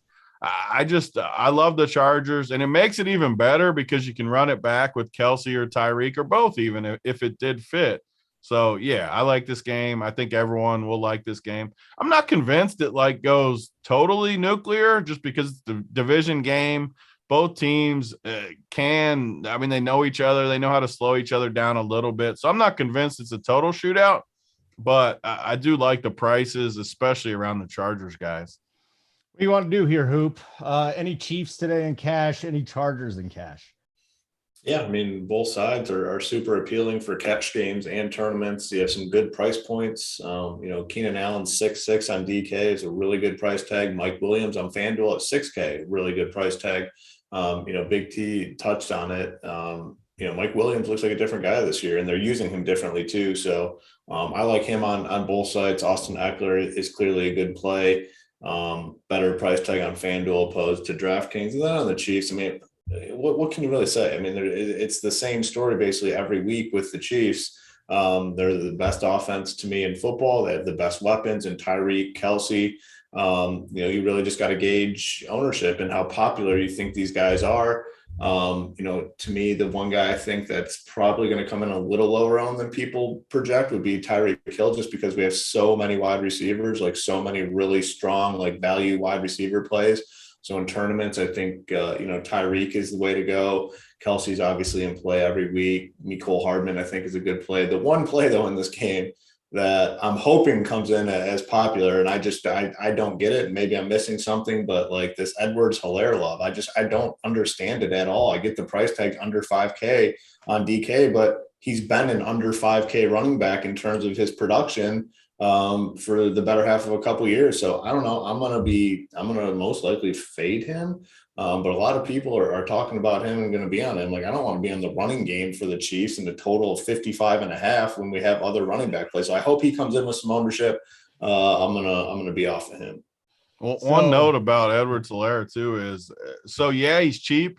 Yeah, he could get like 14 or 15. I saw a crazy thing though, where his highest game of the year, the last couple of years, is like 22 or 23. Yeah. Don't get me wrong. Like, obviously, if you told us he's getting 23, we'd play him for sure. Don't get it twisted. But like, if that's your ceiling in tournaments and that's like the most he could get, you still want a big game. I mean, we're not the Crane 37X type people. But like, if that's your ceiling, 23, that's worrisome at any price point for me. I mean, I want 30 plus, at least the option for 30 plus. I mean, 100, 2 touchdowns, 5-6 catches. I don't see it for him either. I'm fading him for sure. I do think he might end up lower owned than we think, because it feels like a lot of people feel like me and Hoop, where we don't really want to play him. So he might end up lower owned, and Mike Davis and some guys are in that same range, but I don't like him. Even if he was low owned, I don't really like him. So I love Eckler this week. He's probably, if you throw in the price and the possible production, he's my favorite running back. DK or FanDuel, either one of you guys have exposure to Eckler today. And, Big T, you kind of like Herbert. I don't think that's a bad correlation at all. A lot of pass catching from Eckler, and then you pick one of his wide receivers. Yeah, I mean, I was building my player pool on the site, which we show now over on the site at Runpure. And so I was putting my rules in the optimizer. A lot of times I'll build the running backs, even like Saquon, away from Danny Dimes. I don't really put them together. A lot of time you don't put the running back with the quarterback.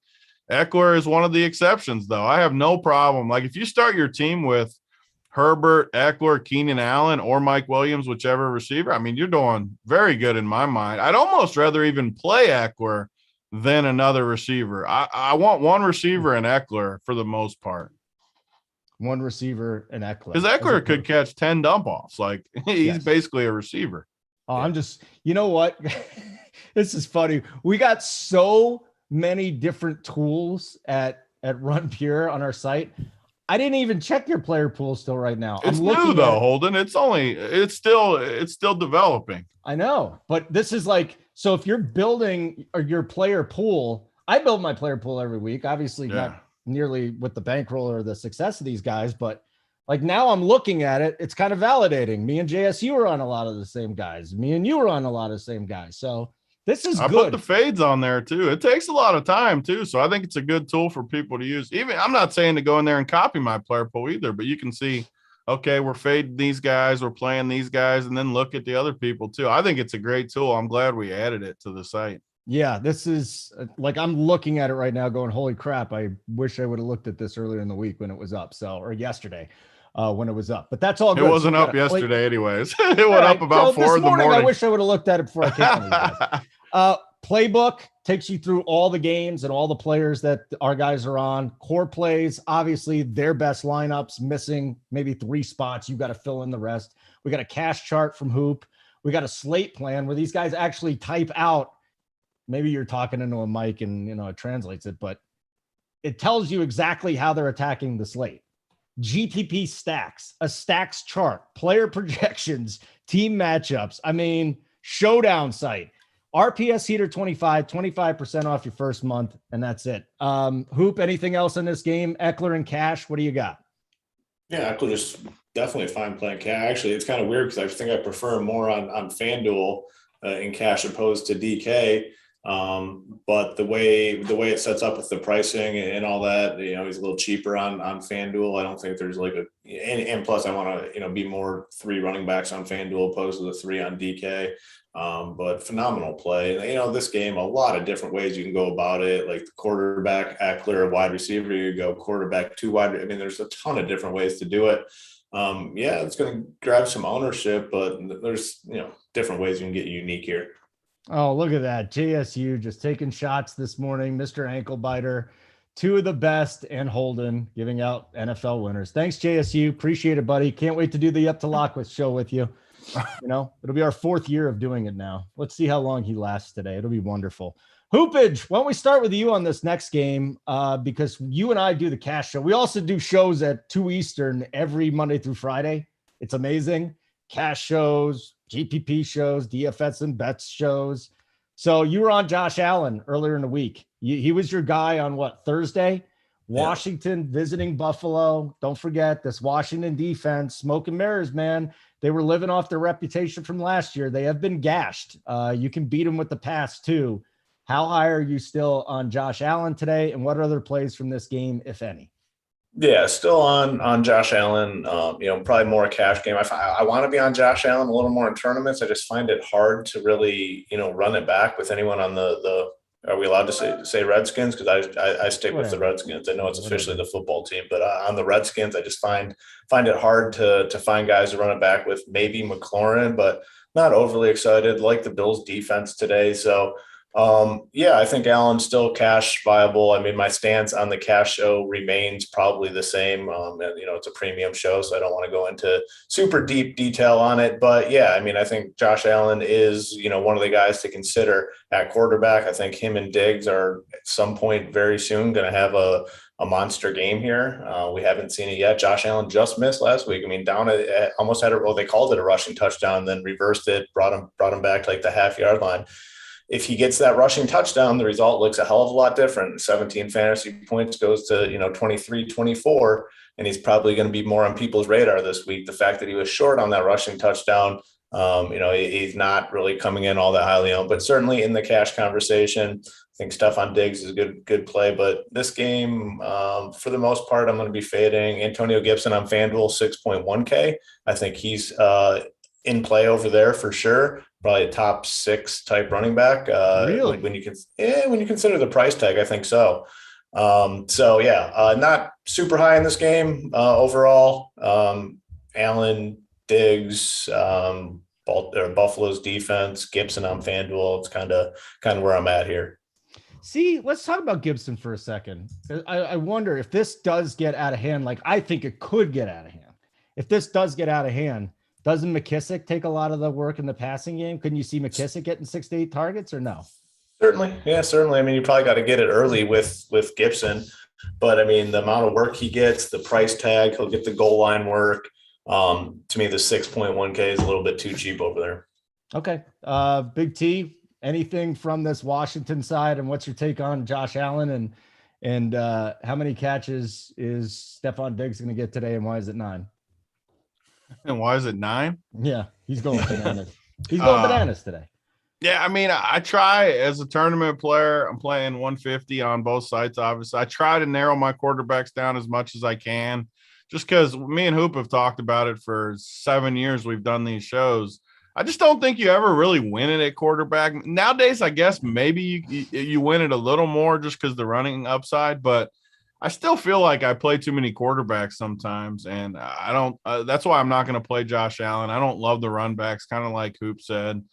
I want to play Antonio Gibson when I think Washington wins. I don't think they win today. So freaking McKissick, who I'm surprised Hoop's not on him because he shipped Hoop all the money on the Showdown game in this a similar script where when they're playing from behind, McKissick just gets freaking peppered. And there's nothing more tilting to me than playing a running back and seeing a different running back get peppered all game. So I'm going to be off Gibson. There's tons of running backs I like.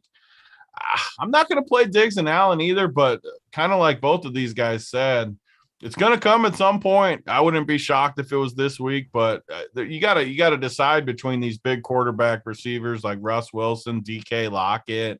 I mean, you can go down the list. You got to choose. You can't play them all. I'm going to be off of this game. We had a question about the weather, and I think a lot of people, it's baseball. We worry about the weather. There's certain things to worry about in the NFL. You don't worry about just rain unless it's a deluge. But the numbers say once the wind gets to about 15 miles an hour, you start seeing a little downtick in quarterback production. When it gets to 20, here's another one. And I'm just looking at it right now. Surface winds around 20 miles an hour in Buffalo today. So that popped up. You can do what you want with that. I'm just saying one thing though, Holden. So I've said this on the shows forever. Like what I would base the weather on is if the total moves. I just looked at the board behind me, which I realized comes inconvenient. It was 45.5 when I did the Wednesday show, still 45.5. So that kind of tells you where the sports books look at the weather. If it moves though, like say it was 43 now or something, then I would definitely worry about the weather. Okay. Kansas City too. I mean, Kansas City's got 15 to 20, but I'm not fading. I just can't fade that game. It's too much going on there. Okay. Like button. We are over halfway to our goal of 600 likes today. We're only at, it would be impressive if you came on and we got 600. I mean, that would, Let me just say this, SN Wrist. Don't worry about rain. How did that work for Goff last week? Laughing my ass off. How many? I love when they try to prove a point and then they take a one sample of something and they just start talking trash about it. First of all, people were talking trash about Goff to me on the Showdown. Oh, imagine fading Goff. Imagine fading Goff. And then he sucked the rest of the game. So you can't victory lap both ways. No. Don't use one sample as something. Just stop. He had a fumble and he sucks. So there you go. He always sucks on the road. Rain or not, he sucks. I mean, it's garbage. Hot garbage. Craig, again, guys, you can bring up the thing. I'm just reading statistics. I'm reading numbers, and numbers is a downgrade. But you're talking a Showdown slate too. Like, what I mean, these people they want to play everyone. They want the only guy goes off. Oh man, imagine fading. Yeah, all the guys. I mean, it's crazy how that works, right? Like, you want to play the guys that have the highest scores fantasy wise. But keep jamming the 20% on everyone, and let me know how it works out for you. All right, let's get on to our next game, guys. We Atlanta and the Giants. A lot of people like this game. Two garbage teams, but Danny Dimes, number 4 in FanDuel scoring right now. I'm seeing a lot of love for Saquon. Obviously, Sterling Shepard's in the mix on that side. Evan Engram makes his season debut. Kenny Galladay's out there. This is really the first time, I believe, in Daniel Jones' career that he has all of his weapons there. Like, all of his weapons are healthy. Slayton, too. On the other side, Matt Ryan, shell of himself. Calvin Ridley hasn't gotten going yet. I'm not saying it's not going to happen this week, though. Mike Davis, Cordero Patterson, Kyle Pitts. I mean, there is a lot of potential blow-up spots here in this game. Agree or disagree, Big T? If you agree, who do you like? Yeah, I love this game. I mean, this game, the prices stick off the page. Every single person looks too cheap. Maybe not Ridley. Ridley's probably priced where I would put him, but Kyle Pitts is due for an explosion. Mike Davis is way too cheap for someone that's got a bunch of touches the first 2 weeks. And then the Giants guys, like you said, my only worry about the Giants guys at all is there's so many of them. It's hard to pick which ones you want. Like Sterling Shepard's looked incredible. He's my favorite.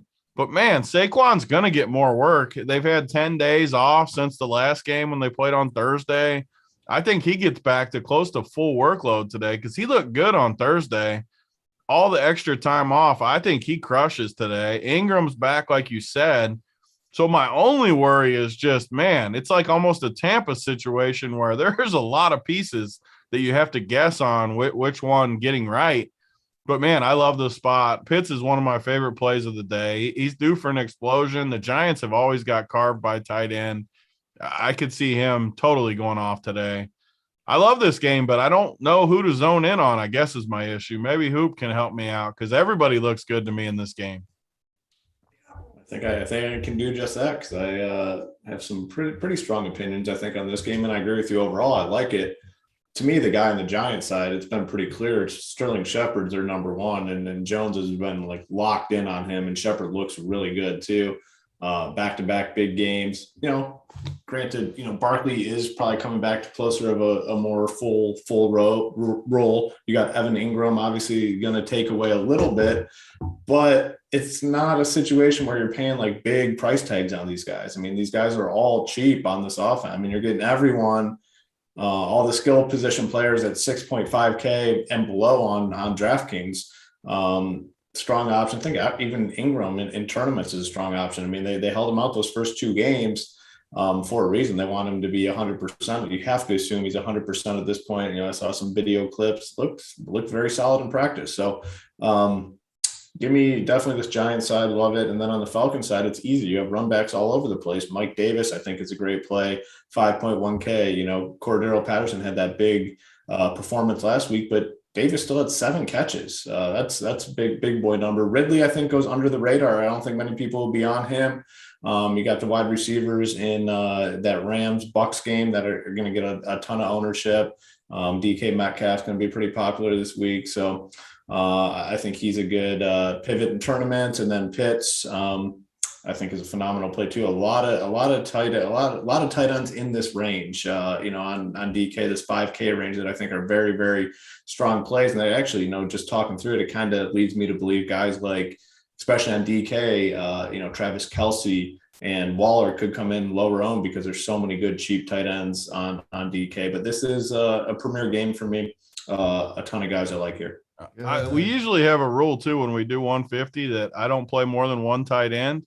This is definitely not one of those weeks. You can definitely use 2 tight ends this week because obviously Kelce and Waller are monsters, and there's a bunch of people in this mid-range that could hit a ceiling too. I mean, I wouldn't be shocked at all if we have a couple tight ends that go for 30+ today at all, and that's not usually the case. 30+, huh? Well, DK, not FanDuel, not 30. DK 30+. FanDuel 20+. Okay. Want to remind everybody, RPS Heater 25% off your first month's payment. We got 2 of the best here in the business giving you their thoughts on this slate. Hit the like button. We're 229 shy of our Holden's going to shock the world and get this sucker to 600. I mean, we got to. Well, what should we give away if he gets to? Should we give how many are left in that 555? Oh, you're giving me a 555? We get to 600. Not That's you, great. you donkey. Ooh. All right. How many seats are left? Should we give Holden one too? We can give Holden one if he gets it done. No. We got here you guys go. If you want a Millie ticket, there's about 700 seats left. 600. In that 555. Yeah, 700. Oh, so as soon as we get to 600, we're going to give one away. So there's your motivation. There's your motivation to get up to 600. If you make Holden happy, and get to 600 is a long way home still, but it is. It's a battle.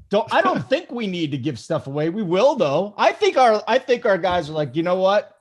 I'm gonna hit. We like giving stuff away though. Yeah. I like it too much. Hoop's gonna get mad at me soon because I give too much back. Hoop's the money guy. Eventually, he's gonna be like, "Big T, you got to stop giving away these tickets." I keep giving them away. Because it goes to the people, man. I love that. And someone is gonna ship one of these things too. When we get.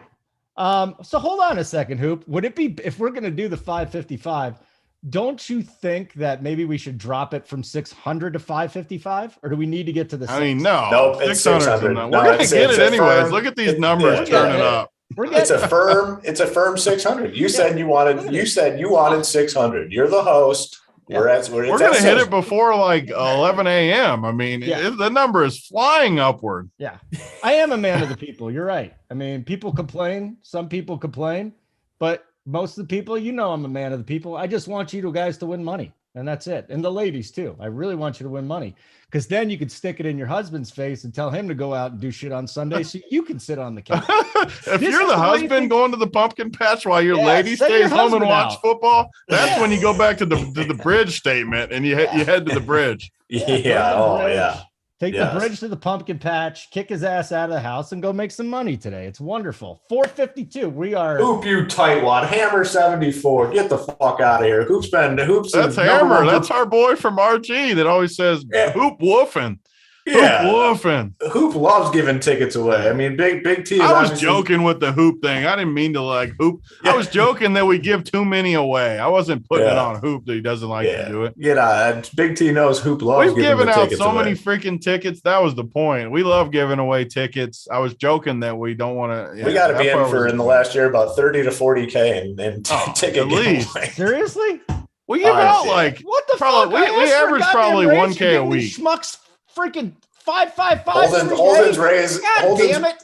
Holden's raise goes directly to the people. What show was that? I just literally got confirmation that from the Print Factory, we gave a 555 milli ticket away, and the dude just got his ticket, and he was thanking our boy B Nair from the chat that's always in there. Got the 555 ticket the other night. Yeah. Joey B, I did not spend $555 on the pumpkin patch. It did set me back about $2 though. It was a good $200. 200 and pumpkin? $200 at the patch? Yeah. Oh, it's $35 to get in. $35 to get into the patch? Yeah, and then you got to pay for the apple cannon. You know, you put apples in a cannon and you blow shit out. That's amazing. Apples in the cannon. Yeah, talk about how rich. $2 at the patch? I mean, listen, this is what it is. You got to spend the patch, and I actually, the more you guys knock it, more I feel like I'm going to go back next Saturday just to prove. Please do and document it for us. Round 2. I'm gonna film it. My kids. Hey, actually, get yourself some cider, donuts, and an apple, and let's do this show. Let's do this show live from the patch. Here you 488 go, boys, 112 more. I'm a little disappointed this is going to be free ticket aided, but I think we would have gotten there anyways. But you know what? That's fine. The boys are in a good mood today. We're all in a good mood. You got me up here. I'm in a great mood. Somebody's shipping today.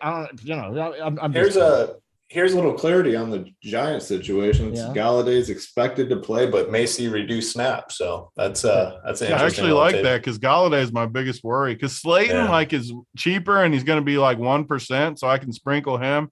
Galladay was definitely my biggest worry. Here we go, Holden. Actually, if you can make this happen, Mangone's in the chat and saying he will not be going to the patch with you next Saturday. You and Mangone live close together. If you can get Mangone on a pumpkin patch trip, we'll buy you in this Millie Maker every week for the rest of the season. Hold on. What happened? Nothing. I don't know what you're talking about. We got a lot of games to get to. Yeah, let's start crossing off some of these games. There's some stinkers in there. I don't want to limit my boy JSU's time on the premium show. JSU's the one that we usually get out of here an hour late because he talks so freaking much. Now that he's on the premium, we can actually get it to him on time because he's not talking about the freaking blitz rates and everything else he talks about, which is great stuff, but that's better on the premium where people have to pay for it. Yeah, you get the JSU coming up next. Who knows if he's going to stick around either? He might move around to some other show. All I know, I've been doing the show with him. He's the best up to lock analyst in the business, no doubt about it. And I'm a much better player in general being around these guys, but he's probably taught me the most as far as just, up to lock. And he's taught me the most in general. That's why he's the best. Yeah, DC, I want no part of you at a pumpkin patch. That would just be my kids would. You probably. What about at the pirate convention? Would you go with DC to the pirate convention? You know what's funny? He went to a pirate convention, huh? Come on, you had to have seen those pictures. Stop messing with me. No, I muted him on Twitter. Oh. And I was going to take my kids to that. Oh. So I did. You could have ran into DC. Yeah, he was loving it. It's based on the pictures. Yeah, Pirate Festival did sound pretty good. Arrgh. Scallywags and blaggers. You didn't see the pictures and you would have gone. How amazing would that have been if you showed up with the kids and DC was arm in arm with some little pirate? Cincinnati, Pittsburgh's our next game. We kind of discussed this a little bit, but Hoop, Mixon, Boyd, Chase on one side. On the other side, who's the Pittsburgh target if we want to target anybody? Cincinnati, top 10 against the run through 2 games. One of those games was against Dalvin. Don't forget about that. So are you messing with Najee Harris? Just to me, I'm sorry, my headphones cut out. That's you. Just say something. I mean, there's something to be said about a guy that's going to be out there a lot, almost all the plays. Played him the first 2 weeks. I don't necessarily know if I'll be on him this week. First off, I agree. I do like the Bengals in this game. I think they win. And that's not a good situation for a guy like Najee Harris. He'd be back-to-back busts if he didn't have, catch that, random 22-yard dump-off catch last week. I'm starting to wonder, maybe he's just not very good. I could be wrong, but, I was much higher on him week 1 and 2. I do think, though, that he's still in play in the conversation just because of the fact that he gets, goal line work, he gets passing down work, he gets everything.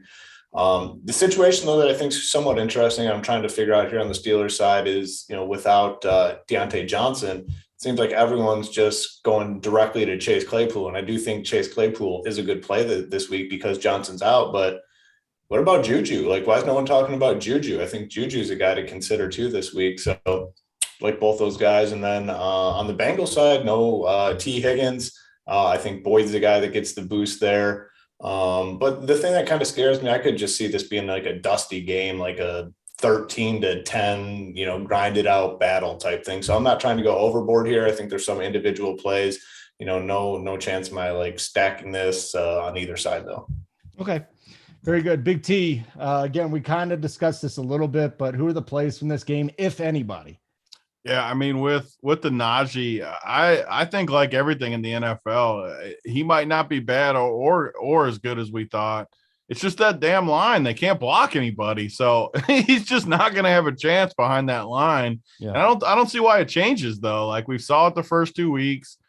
I don't think it changes this week. So I'm definitely off of him. He got lucky last week. For me, it's just Claypool and Tyler Boyd. But like Hoop said, I'm not looking to go crazy on this game. Perfect filler game where if I get to the end, 4,700 or something, I got no problem plugging Boyd in, or 5,800 Claypool. I want some of these guys, but they're definitely not staples to what I'm doing. But I do want some of them. All right, guys. Like button. We are now 92 shy of our goal of 600 likes today. 600 likes, 911 watching right now. So when we do that, the boys are going to give away a 555 today. So it's good stuff. It's going to be a good time.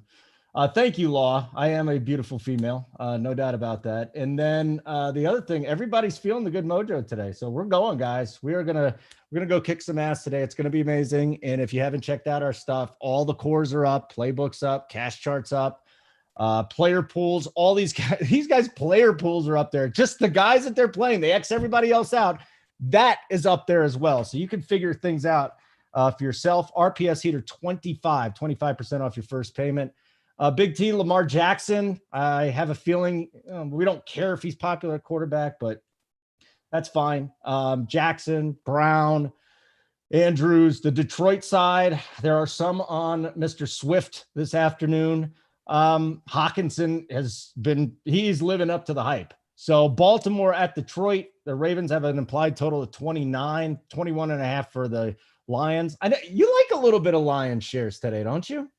Yeah, I like this game. I think Baltimore's in for a little bit of a letdown spot, which means Detroit should score some points. And I like Baltimore too, just because the pieces are cheap. I mean, Andrews 5K, Marquise 56, even Sammy Watkins in your stacks 5,500. And I like the run backs. I mean, you got 2 tight ends that I was talking about that approach earlier, but Hawkinson and Andrews both pretty cheap in my opinion for what they bring to the table as far as targets, as far as upside, touchdown, red zone targets. Everything kind of checks the boxes for those guys. And if Baltimore is up in this game, which I think obviously they should be, Swift is going to catch a bunch of dump offs too. Cephas has looked really good. I like this game. I think this game is, not sneaky because Lamar is going to be one of the highest owned on the slate. But like we talk about all the time, Don't worry about ownership with quarterbacks. Just worry about what you do around it, because every quarterback is going to be 10% owned, basically 5, 10, 15 at the absolute most. Even last week where everyone was like, Dak and Herbert were going to be just crazy on, they still were only like 15% or something. So I literally don't worry. I worry about ownership at receiver probably the most, just because it moves the needle the most. But running back, I don't worry about it. Quarterback, I don't worry about it. And I love this game, though. I think Lamar, if I had to play one of the high-priced guys, like I said, I like to narrow my player pool down. I have to decide between Lamar, Mahomes, these guys at the top. I'm picking Lamar over them. Oh, Josh Allen. I'm picking Lamar this week. I'm going with him, and he'll be my guy at the top. So I like it. And the nice thing about Lamar, you don't have to worry about pairing two with him. I'll play one of those guys I talked about, Andrews, Marquise, or even Watkins in a Millie Maker type format. The problem with Watkins is he's the same price as the other two. But the good thing is he's going to be 1% owned, which is really, really good in tournaments when he could catch 2 touchdowns and break the slate easily. So sign me up for this game. I think Detroit plays well, though. I wouldn't be surprised if Hoop's Detroit team hangs around and maybe has a chance to win this game. What do you think, man? What do you think about that, Hoopage? Well, you guys are going to be shocked because you everyone that watches this show and has watched it for the last 7 years since me and Big T have been doing it. I'm the number one biggest Lions hater, but I think they have a chance in this game. I mean, the Ravens, was that a Monday night game with the Chiefs? So is it a short week? Sunday or Monday? I mean, either way. It's they're in the prime time. They have all these defenders out. Detroit's actually been able to move the ball quite well this season. Hawkinson's looked really good, Swift, and they're not giving up when they get down. I mean, they're kind of going to a hurry up offense with Swift and hitting Hawkinson a ton. So I think this is almost game script. I don't think the game script really matters here for a lot of these guys. They're going to play from the lead. They're going to play from behind. They're going to play way from behind. So Swift, Hawkinson on the ball on the Ravens side. The guy that's really impressed me so far this season is Hollywood Brown. He's looked very sharp. He's looked quick. I know he's questionable, but I'm sure he's going to play. We'll get the confirmation here not too long. But like Lamar, obviously, Mark Andrews, another game where there's a lot of pieces on both sides. Cephas, I don't think ownership is going to be crazy outside of Lamar, but like Big T said, we've been saying this for years, ownership at quarterback doesn't freaking matter. It always gets spread out. People have their guys, they play them. No quarterback is ever chalky to the point where you need to fade them. So even though we think Lamar might be the highest owned at quarterback is not a big number. And when you have a lot of pieces in this game that could potentially be low owned, don't really need to worry about it. Love this game. On both sides, surprisingly. I mean, as a Lions hater, that says a lot. Let me ask you a game theory question, Hoop. When guys pop questionable on the injury report, does that ever give you hesitancy not to play them? Team to team, I mean, the Ravens have been putting a lot of guys, it seems like, with injury designation. I know Lamar Jackson's been on it. What was it, last week too? They've had him on there. So with the Ravens, it kind of seems like they're just putting guys on there, maybe for precautionary reasons. But I'm not overly concerned. Okay. I want to talk because I gave Holden credit. I want to give our earlier show some credit too, because I had everything done. I didn't think I was going to add anybody to my player pool. I was feeling good about it outside of injuries. Tambo brought up some great points why to play Goff in this game, though. And it's kind of one of the points I made with the other earlier game where you could play Mahomes, you could play Herbert. I know it's a different scale because we don't like Goff. It's the same principle, though. You're saving $2K to get the same game stack where Baltimore's up and Goff's throwing the whole time. What is he even priced? I haven't even put him back in. What is he? He's a cheapie. 5,200. I mean, you're saving $3K. How much is Lamar? 78. You're saving almost $3K at quarterback. Granted, I'm not saying Lamar and Goff are the same, but it's all roster construction. You're getting the same game stack for $3K cheaper. Maybe you go from a punt receiver up to one of these really high floor receivers where your punt receiver could easily get you 0, like the Minnesota guy we liked last week, where everyone likes him this week. I like him. He could easily get you 0, though, and I wouldn't be shocked. You get up to one of those guys like Cooper Kupp in the 6K range, and just by playing Goff over Lamar. Obviously, we all agree Lamar is way better. That's not the point. The point of that Off the Chalk show earlier, which was great that they did, by the way, is to play people like Goff. I would have never done it. He made me rethink it. I'm not going to play a ton of Goff, but I love the point Tambo made why to do it. Play the same exact stack, pivot Lamar to Goff, and then go up at one of your other positions that you were punting. All right, guys, like button. We get to 600 likes, and the guys are giving out a 555 to the Millie. So these guys used to make fun of me about Bo Cephas too, and now he's the man. Our boy, Big Bo Cephas. Yeah, I was leading that march, hating on you for Cephas. But hey, you were a season early. The Big T was playing him last year when he was getting like 0 catches, not even seeing the field. Couple games, didn't he? Thank you, Holden. See, that's nice of you, Holden. He had like one game. Now Big T's trying to take the victory lap because he's the number 1 in Detroit and getting all this attention. No, you were playing him when he was barely seeing the freaking fields.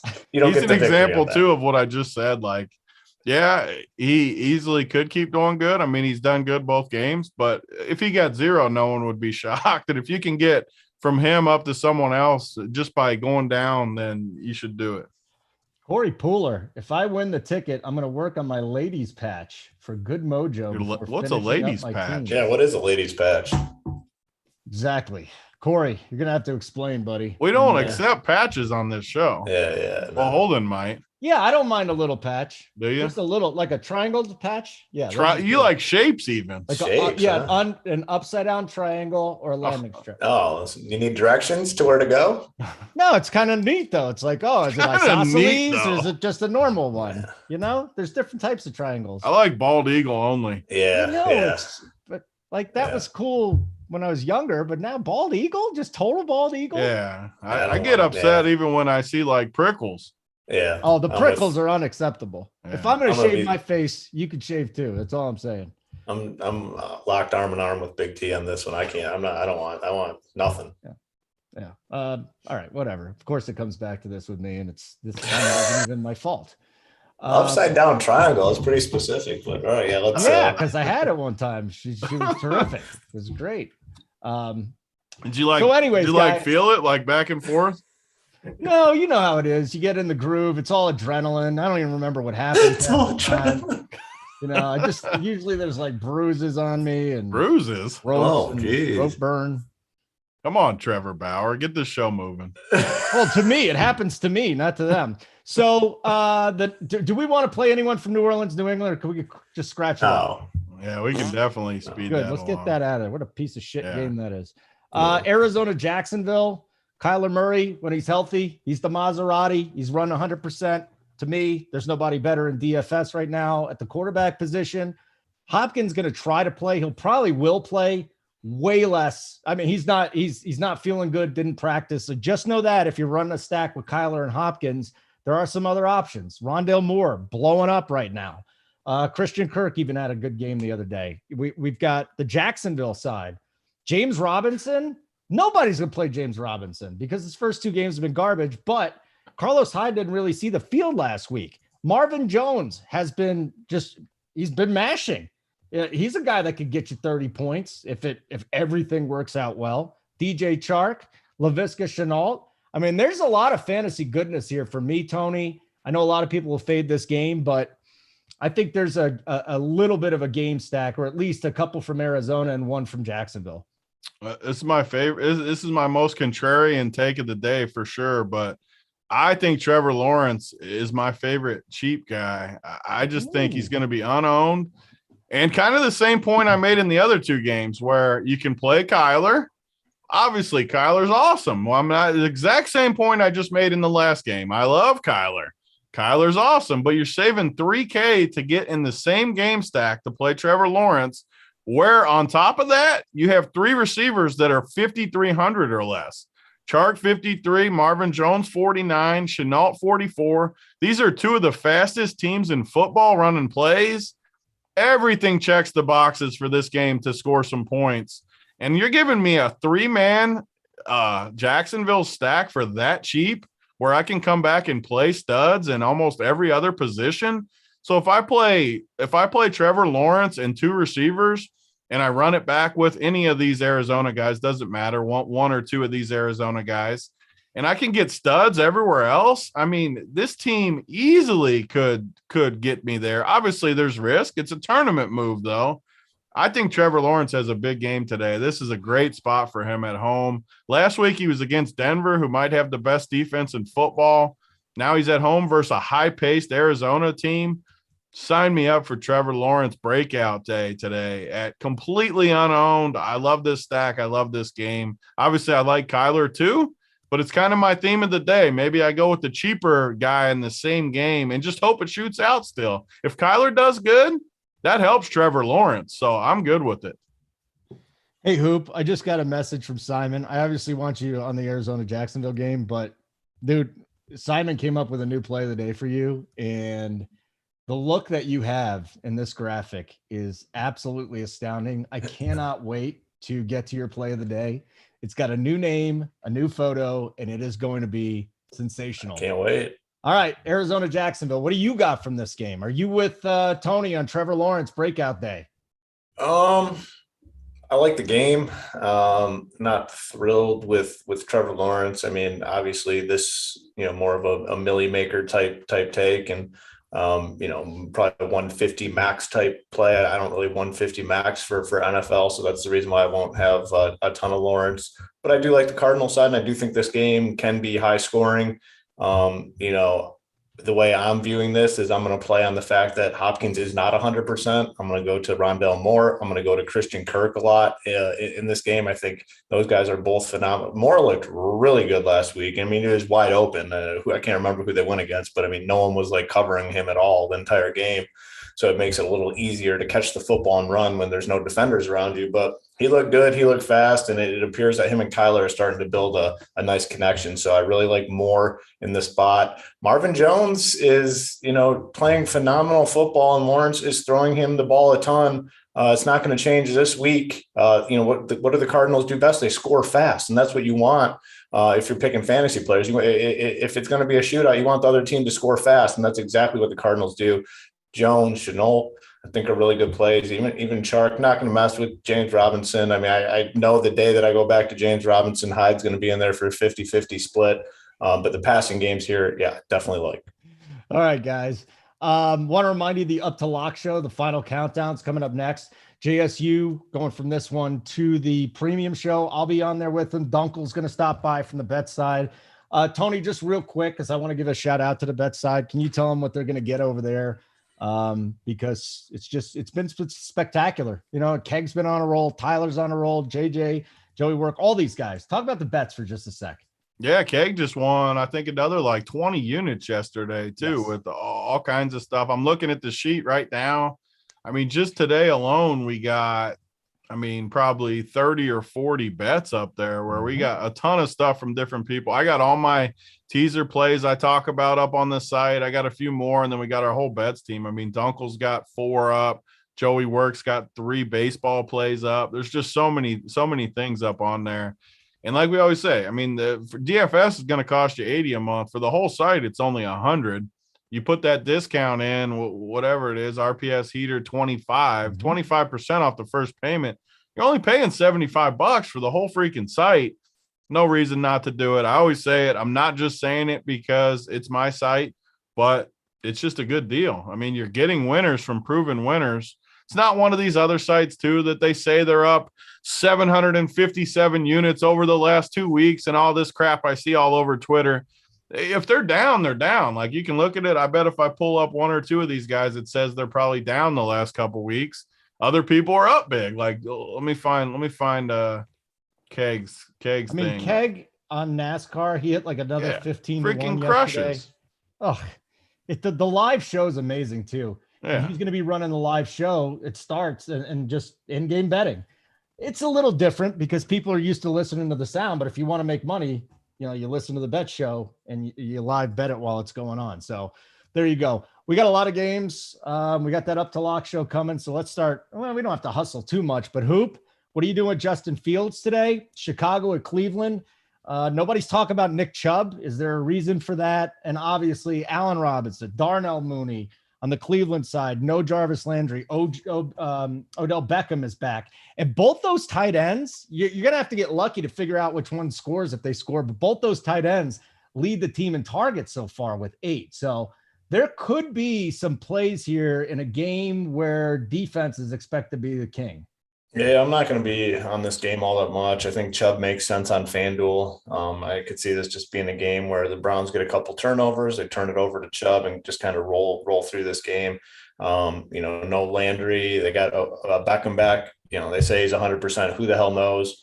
Fields is cheap on DK. Maybe some people will go there. I'm not going to go there. I don't really like this spot for him. If they get behind, it's not going to be good for him. So this is a game fantasy wise that I will be off, with the exception of Chubb on FanDuel. Big T, what do you got? Yeah, I'm off this game too. I think you could play Fields. Like, I wouldn't hate it if you played Fields and Mooney, and I mean, you can kind of go that direction. Even A-Rob, I wouldn't mind it. Like, if I hated the Giants game and Danny Dimes, or if I didn't like Trevor Lawrence, like I said, I would put Fields in. You just, like I keep saying, you can't play all these guys. I don't care if you play 10 teams, 155. Don't just spread yourself so thin where you don't have edges. I'm choosing those other guys. So I'm going to fade his first start in a tough spot with some wind on top of it. I'm off of this game. Okay. Completely off of the game. Browns D you could definitely play, but yeah. I got the no shit Sherlock report of the day. Jason La Canfora. Several execs who have broken down Ben Roethlisberger's film. The concern is mounting within the Steelers organization that Ben looks old and near the end. Well, no shit. He looked like that for 2 years. Like, this is your report, La Canfora? Yeah. He looks bad and the end is near. He's like 90 and he was bad like 2 years ago. Like, is he going to copy and paste that for Matt Ryan next week? Oh my God. This guy he's something. I loved her on that earlier show too, when JT was just all over AP for that Matt Ryan. I was all over Mangone last week for using freaking Matt Ryan. I mean, yeah, he crushed last week. He still scored only 19 fantasy points, and that was after a good game. Oh, leave it to Mangone I mean, just to take a little subtle shot at Mangone. Leave it to Mangone to still be talking about a swap on Sunday that resulted in a net loss overall. Still talking about it on Thursday. He was talking about that fucking swap on the Cash Show. He opened up the show talking about it. A swap where he lost money. Fucking Mangone. But I love the kid. I love Mangone. I absolutely love him. But he's talking about that swap. Oh my gosh. He's still peeling to that swap. I guarantee it. You better check the sheets. Did he sleep in the basement? Yeah, wait, where else was he sleeping? He's definitely down in the basement. Hey, you better inspect those sheets. I got the dude a date too, by the way. This the one of the girls already. Yeah, she has a sister now. She has a kid, but she's not bad. And I think Mangone should get in there. He has a kid. Mangone's too young to get with someone that has a kid. Are you kidding me? Mangone's like 30, isn't he? I know, but he's like younger in spirit. Like, he's not ready for a kid. Well, he doesn't have to deal with the kid. He just has to lay some pipe and get out of there. I mean, we're not. Are you think I'm trying to get Mangone married off or something? No, I mean, just want Mangone to be happy. I'm just telling you. I don't know if he's ready for the kid's phase. All right. He's not going to see. He was jumping on the trampoline with my kids though, so you guys might be right. You got him doing flips. Oh, I was dying. Where did you put that on Snapchat? You did flips. You didn't. Mangone. He was. I didn't do flips. Mangone did. I would. Really? I couldn't do no flip. Are you kidding me? Big T's on the deck. Chanting out the commands. Do a backflip. Do a flip. Mangone. Do. Like he's gonna kill this kid. He was doing them. Yeah. That's amazing. Good job, Mangone. Colts. Titans. Here's something interesting. Irsay just came out last night and he's like, it's pretty tough. It's tough to trust a quarterback that isn't vaccinated. I'm like, well, you signed him. I mean, what did you expect when you got him at this point? Both his ankles are falling off, but he continues to tough it out and he continues to play. I don't know if that's good or bad. The Colts have an implied point total of 20. Tennessee, on the other hand, they're sitting here at home. Julio Jones went off. We're waiting on the big breakout game for A.J. Brown. But let's start with the big guy, Tony. How much exposure do you have to Derrick Henry? Ah, man, it's tough. You get in these ruts where, like last week, I faded Henry and he just punished me. And this week, I saw some stat that I always forget what the dude's name is, but Indy's top run stopper, the linebacker, what's his name, Holden? You know all this stuff. Indy's top linebacker. I don't have it on top. Yeah, whatever it is. He's a beast. He's in there. He's stuffed Henry pretty much in the past. I kind of want to fade him again, and especially because I love the mid-range running back. I'm not pulling him out of my player pool, though. He's in there. Like if Darius Leonard. Yeah, Darius Leonard. Sorry, yeah, my bad. I mean, he stuffs the run. I don't want to play Henry, but if he fits, I'll play him. Like I'll play him over some of the 6K guys. But my preference would be not to play him. On the other side, Jonathan Taylor, I think, is in a great spot. Low owned today. I'm definitely going to have some of him. And A.J. Brown. I'm going to keep trying A.J. Brown, kind of like I am with DK Metcalf in the other situation where I'm just going to pick the whole season. I'm just going to go with it. I'm going with A.J. Brown. I'm going to ride him again today. Michael Pittman's pretty cheap. Those are the 4 guys I'm on in this game. Okay, let's keep going. RPS Heater 25. The boys are giving out a 555 ticket here. We got to get 11 more likes, though. We got to get to 600. I can't believe you got 600 likes. They said it was impossible. They said it was impossible, but it's not. It's not. Next week, we're going to go for 700, damn it. Yeah. Next week, we're going to go for 7, and we're going to get it. That's just how we roll here at RPS. So I'm feeling sexy today. I got my boys here. They're giving out winners. We got coming off the patch. I mean, the patch made you. Did you have a gummy at the patch or no? Just straight patch. I don't get messed up around my kids. I didn't even have a gummy last night. I don't eat gummies on Saturday nights because I got to be sharp for you guys. There's no way you're making a 17-hour day eating gummies the night before. It's just not happening. All right. So we'll be sober till about 4 or 5 o'clock, and then gummies for the night show. It'll be a great game. Great game tonight. Jets, Denver defense, if you want. Cortland Sutton went ballistic last week. Either one of the running backs for Denver. And Hoop, is there anyone from the Jets? Anything from this game in general? 4 o'clock game. The Broncos D. And what the tight end too. I mean, you can throw the tight end in the mix. Fant. I mean, he's, there's a lot of tight ends around there. You can toss him in. Nothing else for me. You sound depressed talking about this. I'm never. No, I mean, the game's depressing. I mean, yeah, I know. You're like, it's just the running backs play the defense. But you know what? It's a shitty, depressing game. Big T. Yeah, it really is. I keep playing this freaking Javonte because of JSU. I'm not quitting him yet. He's 4,900. He's against the Jets. He's 5,800 on FanDuel. The craziest price, though, I was building some Yahoo in that big $20. He's $20 on Yahoo. Because what I do, obviously, I just move my whole player pool over to Yahoo because I don't have time to do it with every site. So when I seen Javonte in my player pool in $20, that was a rude awakening. I had to get him right out of there. But Javonte, 4,900 on DK. You can pair him with the defense. The Jets, I wouldn't be shocked if Javonte explodes. I'm not counting on it. He's not going to be a core piece, but I'm going to play some. You never know against the Jets. Yeah. They do have a 26 team total, too. So they should score some points. Give me Javonte and the D. Nothing else, though. Not to get us completely derailed, but you noticed in the last game when we were talking Colts and Titans, Big T just kind of casually glossed over his pick to win the MVP. Don't you think like he'd be playing him in DFS every week? The man has freaking 2 sprained ankles. He's your guy. He's in That's shambles. Your guy. I mean, you just gloss right over Wentz. No comment. The worst part is if he was healthy, it's a really good spot today. I know. I just want you to double down on that MVP bet. Can we get it? Can you double down on that? Yeah, I mean, I should. What's the odds? Probably 1,000,000 to 1 at this point. This freaking Noah James in the live show chat has said move the player pool to super draft. He just keeps talking about me in super draft like 100 times. He's infatuated with me in super draft. Yeah, it's all right. I got 2 creepers in my DMs in the Discord asking me, hey, if you give me the ticket, I will do this, this, and this. And you guys have no idea. I have no power. All I needed to do was say, get to a certain number. This is your thing. This is you go. You're getting the 555. We hit 700. All I can say, upside down bush, kill it on the workbench. It's all going to happen. Your dreams will come true. I got to say something, too, about DirecTV because I've had DirecTV forever and Sunday Ticket forever. So all of a sudden this year, I get like 10 texts everyone's like, the Sunday ticket's free this year on DirecTV. It's free. Everyone's getting it freaking free. Really?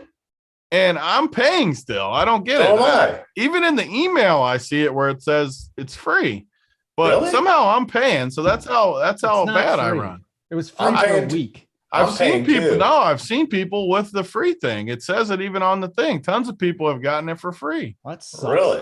I'm So gonna have maybe we to- just need to call, which I'm bad at too. I haven't called and complained. I just keep That- paying it. But That's where I'll tell you, Mrs. Hoop is the best, because as soon as I tell her this, she will be on by 1 p.m. Eastern. I'll be fully reimbursed for DirecTV. I will guarantee you that. Let me Yeah. give you a hint too, because I don't have DirecTV. I got to do the online package now. For like 6 or 7 years, I'd call them right before football season. I'd say, I'm going to cancel my subscription. yeah, they always give it to They you. always Yeah. give you the Sunday ticket for free. Yeah. Always. Yeah. So before like NBA, if you guys are NBA fans, you're going to get the package, call them up, be like, oh man, I'm going to cancel. They'll be like, what can we do for you? Well, give me the NBA package. Okay. They're going to do it. It really is great. All right. So we did get to 622 already. So we'll do this. We'll take care of you and we'll get it going. Razor's Edge. How come Holden checks DMs from randos, but not his texts or messages for Big T? I'm not going. Right. down Good the well point. again. Very strong Excellent point. Yeah, I'm not very going strong. down the well again. Nobody Very believes me, strong. and that's fine. I mean, Actually, who is that? That could be our ticket winner. Where is that? Where is that? You guys are gonna give the fucking guy a ticket. Don't you think, Tony? Are they a member? Who is it? Razor's Edge. If you're a member, Oh, and you his get- name's Razor's Edge from Yeah. Razor Yeah. Ramon. Yeah, He did That's the winner. that's the The winner. winner already? Right there. Razor Yes. Ramon. Yes. Yeah. Absolutely. He's Hey, the yo. winner. All That's right. a really good point. All right. Hit up Big T. There you go. Hit up Big T Razor's Edge. Way to go. I guess Do it that's in the key. Discord too, because I got the Discord up on my other monitor. It'll make it quicker. Yep. Yep. Get to 700 and I'll do a Manscaped presentation on the upside down triangle. So Big T didn't like that one. He's like, please don't, please don't do that. Yeah, he is a member. He said he's a member. So What do yeah, you get mean? it, get Please it. don't do that. I want to see that. What do you mean? Oh, you do? Okay. Yeah, I'm interested. 3 more games to get to. Yeah. Now Hoop's taking his clothes off. Getting I'm getting heated. even I'm more getting, excited. now I'm getting excited. Woo! Look at that. One more. Answer next. Keep going. Yeah. Answer keep going, next. dude. We want shirt next. No. Whoa. We got to do this show for the rest of the year, man. Don't get us That's kicked true. off of YouTube. Don't That's need a a good dong point. shot. We All don't right. need the rated X designation on our channel.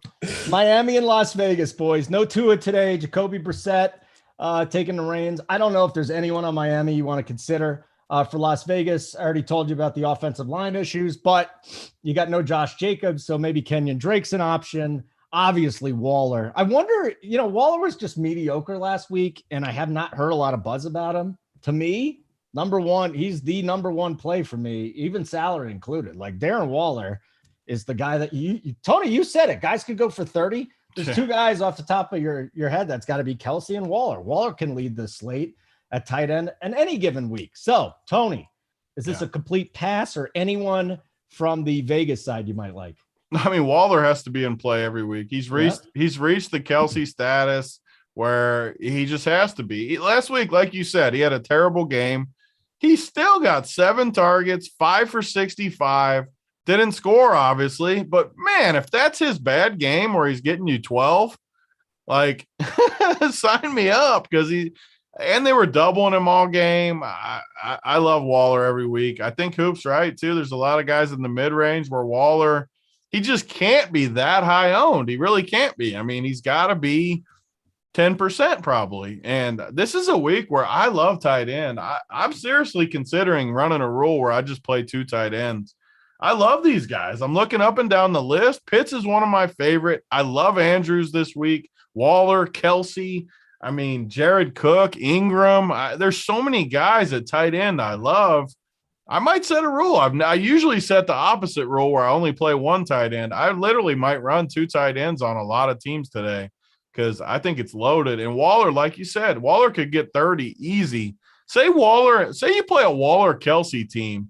No one will play that, and they both could get you 30. Like, if you get 30 from Waller and Kelsey, I mean, I don't know what to say besides you're unique and you have a chance to win all the money. It's that simple. So, yeah, Waller for me. I'm not playing these dusty-ass dudes like Kenyan Drake. I mean, come on. People are seriously trying to play this dust bucket.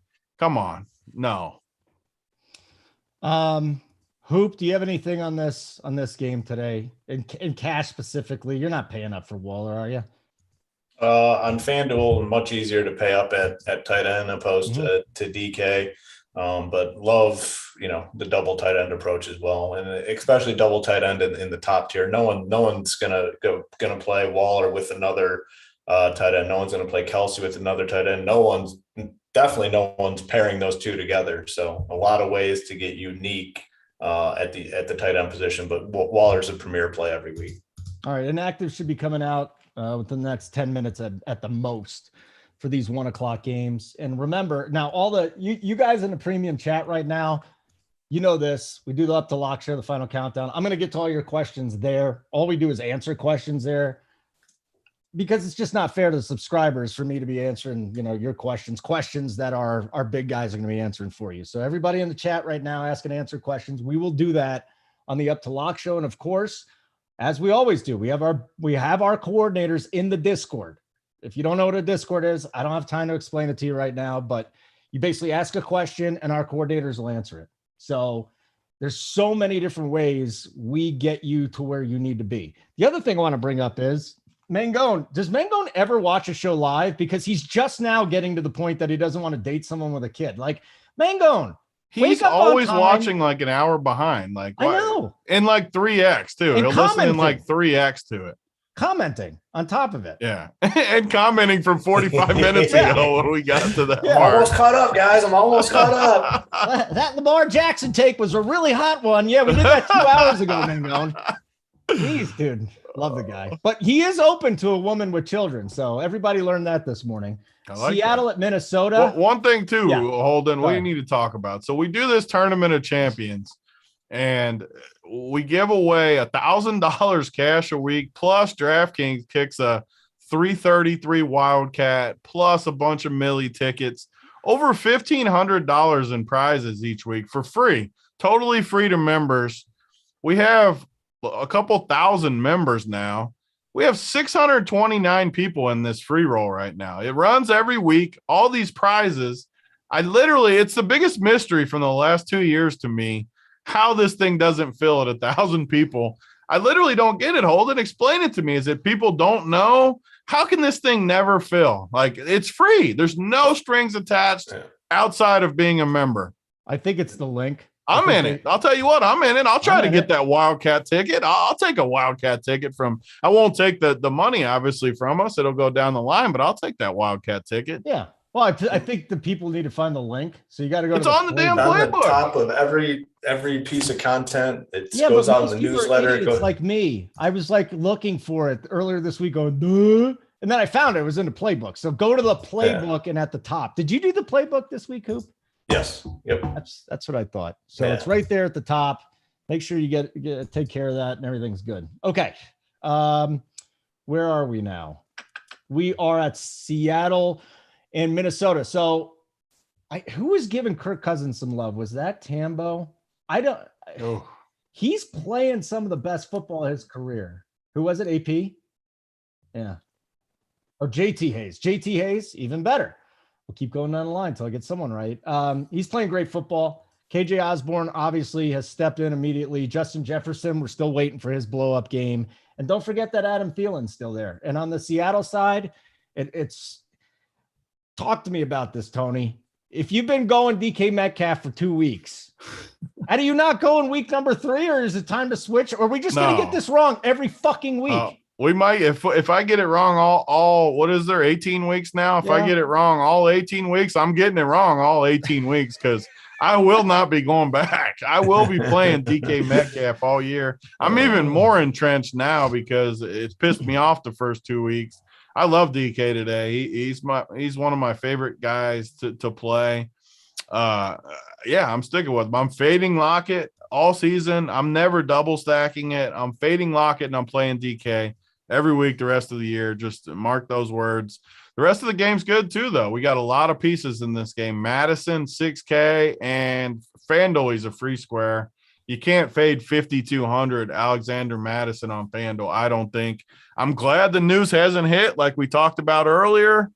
Thrilled it hasn't hit, because if this was out early in the week, I mean, at 5,200 on FanDuel, he would be 60% owned, I think, in that range. He's probably only going to be 30 or something, maybe less, just because of the news. And there's not that many pivots in the cheap range in the late game. So you kind of get stuck a little bit if Cook plays, but I'm all over it. Like I said, even if Cook gets announced in, I'm still going to play Madison. Not as much. I'll definitely pivot some off, but I'm still heavy on Madison. The passing game, too, from Minnesota, I think is great leverage. Jefferson and Thielen, especially Jefferson, hasn't really popped off yet. He's still gone for 12 and 18 the first 2 weeks, but he hasn't popped off. He's in a great spot today. You got, I mean, Thielen's always got upside. Carson always is in play for me too in this game. And then Osborne, you got the cheap guy everyone's talking about, KJ Osborne. Last week, Holden gave it to us on the Up to Lock show. He went first week, 9 targets for 15 fantasy points. Mm-hmm. Last week, 6 targets, 20 fantasy points. Mm-hmm. He's dirt cheap. I think he's a good play, but I also get to the point where he might be a little too popular for me for a cheap receiver, that I think it might be the time to get off him. I like doing this in DFS too, where we're kind of on him last week, where with Holden was on him. Everyone else gets on now, and now we jump off as he gets like a 3-point game today. So I don't hate him. If you land on him, that's fine. Just know that I think he's going to be too high owned for what he is. I'm a little concerned that my play this week's going to be a little too chalky, but we'll get into that. You always hit your plays, though. When do we get it on the premium? No, we'll do it here. Why not? We'll do it here. I don't want to force anything, but I got a guy that I got high exposure to this week. Hoop, you got Madison? Yeah, I mean, just too cheap. Like Big T said, the hope here is that people are scared to build their lineups around him without the confirmation on Cook being out. I'm under the assumption Cook's going to be out, and I hope the ownership comes in lower on Madison. A lot of people in the chat, Madison sucked last year with Cook out. Little bit different situation. I mean, from the sounds of it, all they're going to have is Madison and Abdullah. I mean, it sounds like those are literally the only 2 guys. I think their offense is a little bit better overall. You got a big total here, 54. But I like a lot of the other pieces. I mean, I've been rolling with DK as well, and you just stick to it. I mean, last year one had a big game, the other busted. You can't really play both. I'm definitely team Metcalf for the season. Justin Jefferson, great play. KJ Osborne, we'll get some ownership, but there's not a ton of super cheap wide receivers this week. That's probably the main reason why he's going to get a lot of ownership. Definitely like him at 3.5K. Definitely like Jefferson. I mean, it seems like Jefferson really hasn't done anything this season, and he hasn't busted yet. Like he's had 2 respectable games, and it really honestly seems like he hasn't done anything. So explosion coming up for him at some point. This definitely could be it, but a real good game here. All right, let me get you some inactives. They just popped. Here it is. 90 minutes before every slate is when the inactives come out, just so you know. So you're watching this afternoon around 2:30 Eastern is when you'll get the next ones. DeAndre Hopkins is officially playing. No surprise there. For those of you that are rolling with the Lions today, Jimmy Smith is active against Jared Goff. So for the first time this year, the Ravens are going to have their top cornerback. That's kind of big. Saints inactives. I mean, read from this what you want with Lowell, Jordan, Humphrey. So maybe some of the other receivers are in the mix now. Joey Bosa is active for the Chargers, so a little pass rush there. They got to like that. Eddie Goldman, nose tackle with the Bears. He's out again. Carson Wentz is active. There's no Marlon Mack today either, so they're going pretty thin at running back. I like that. But Carson Wentz officially active, so he's at least going to give it a go today. Josh Reynolds inactive for the Titans. That doesn't do too much for me. I'm just rolling through these, and if you guys see anything else, please let me know. But I think the big one here is that Hopkins and Wentz are both active. They also have Jacob Eason and Brett Hundley active there. No Marlon Mack, which is interesting. No Russell Gage for the Falcons. I got to get the Bengals inactives too. So give me a second here, guys. Let's go over our last game though. It's the big one. It's Tampa Bay and the Rams. Can we start with the Rams, Tony? Because I think they're going to be more like week one as opposed to last week where they had that slog fest in Indy. Stafford's home, beautiful conditions, massive weapons. Tampa Bay's secondary can be exploited. Not much of a run game for the Rams today with Sony Michel. I'm all in on the Rams, man. Yeah, this is one of the most interesting spots you can possibly have because you got a high total, you got two really good offenses, and you got two top 5 defenses, I would say. I mean, 2 defenses that are very good. Man, it's interesting because the total's so high and you got so many pieces that you can play that are low owned. I mean, not low owned, low priced, I should say. Much better way to put it. Definitely not low owned. But Cooper Kupp, the price just hasn't moved. I faded him last week as chalk. He literally just murdered me. I mean, just crushed. He's going to be crazy chalk again just because the price hasn't moved. He's too cheap, especially. I mean, FanDuel, he's priced a little more fairly up at 79, but at 6,800 on DK, it's tough not to click the button. It is, and Robert Woods is 5,700. So, I mean, it's tough not to click one of them. It's going to be really hard for one of them not to at least hit a floor. They might not hit a ceiling, but it's going to be tough for them not to hit 15 fantasy points or something, which is a luxury. Like I was saying, you can play those cheap guys with a big quarterback, or you can play a cheaper quarterback and get all these mid-range guys that are too cheap. Chris Godwin and Evans both fall in the same range. So you got 4 receivers in this game that are all under 7K on DraftKings and a 55 total in good offenses with good quarterbacks in a dome, great weather.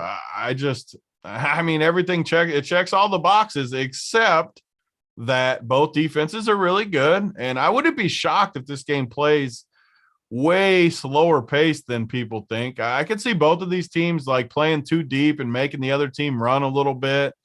I mean, why wouldn't you? Why would you want to let these quarterbacks just gash you? I mean, make freaking Sony Michel beat you on the ground. And I don't know. These are great plays. You got to decide what to do with them. I definitely wouldn't double stack them.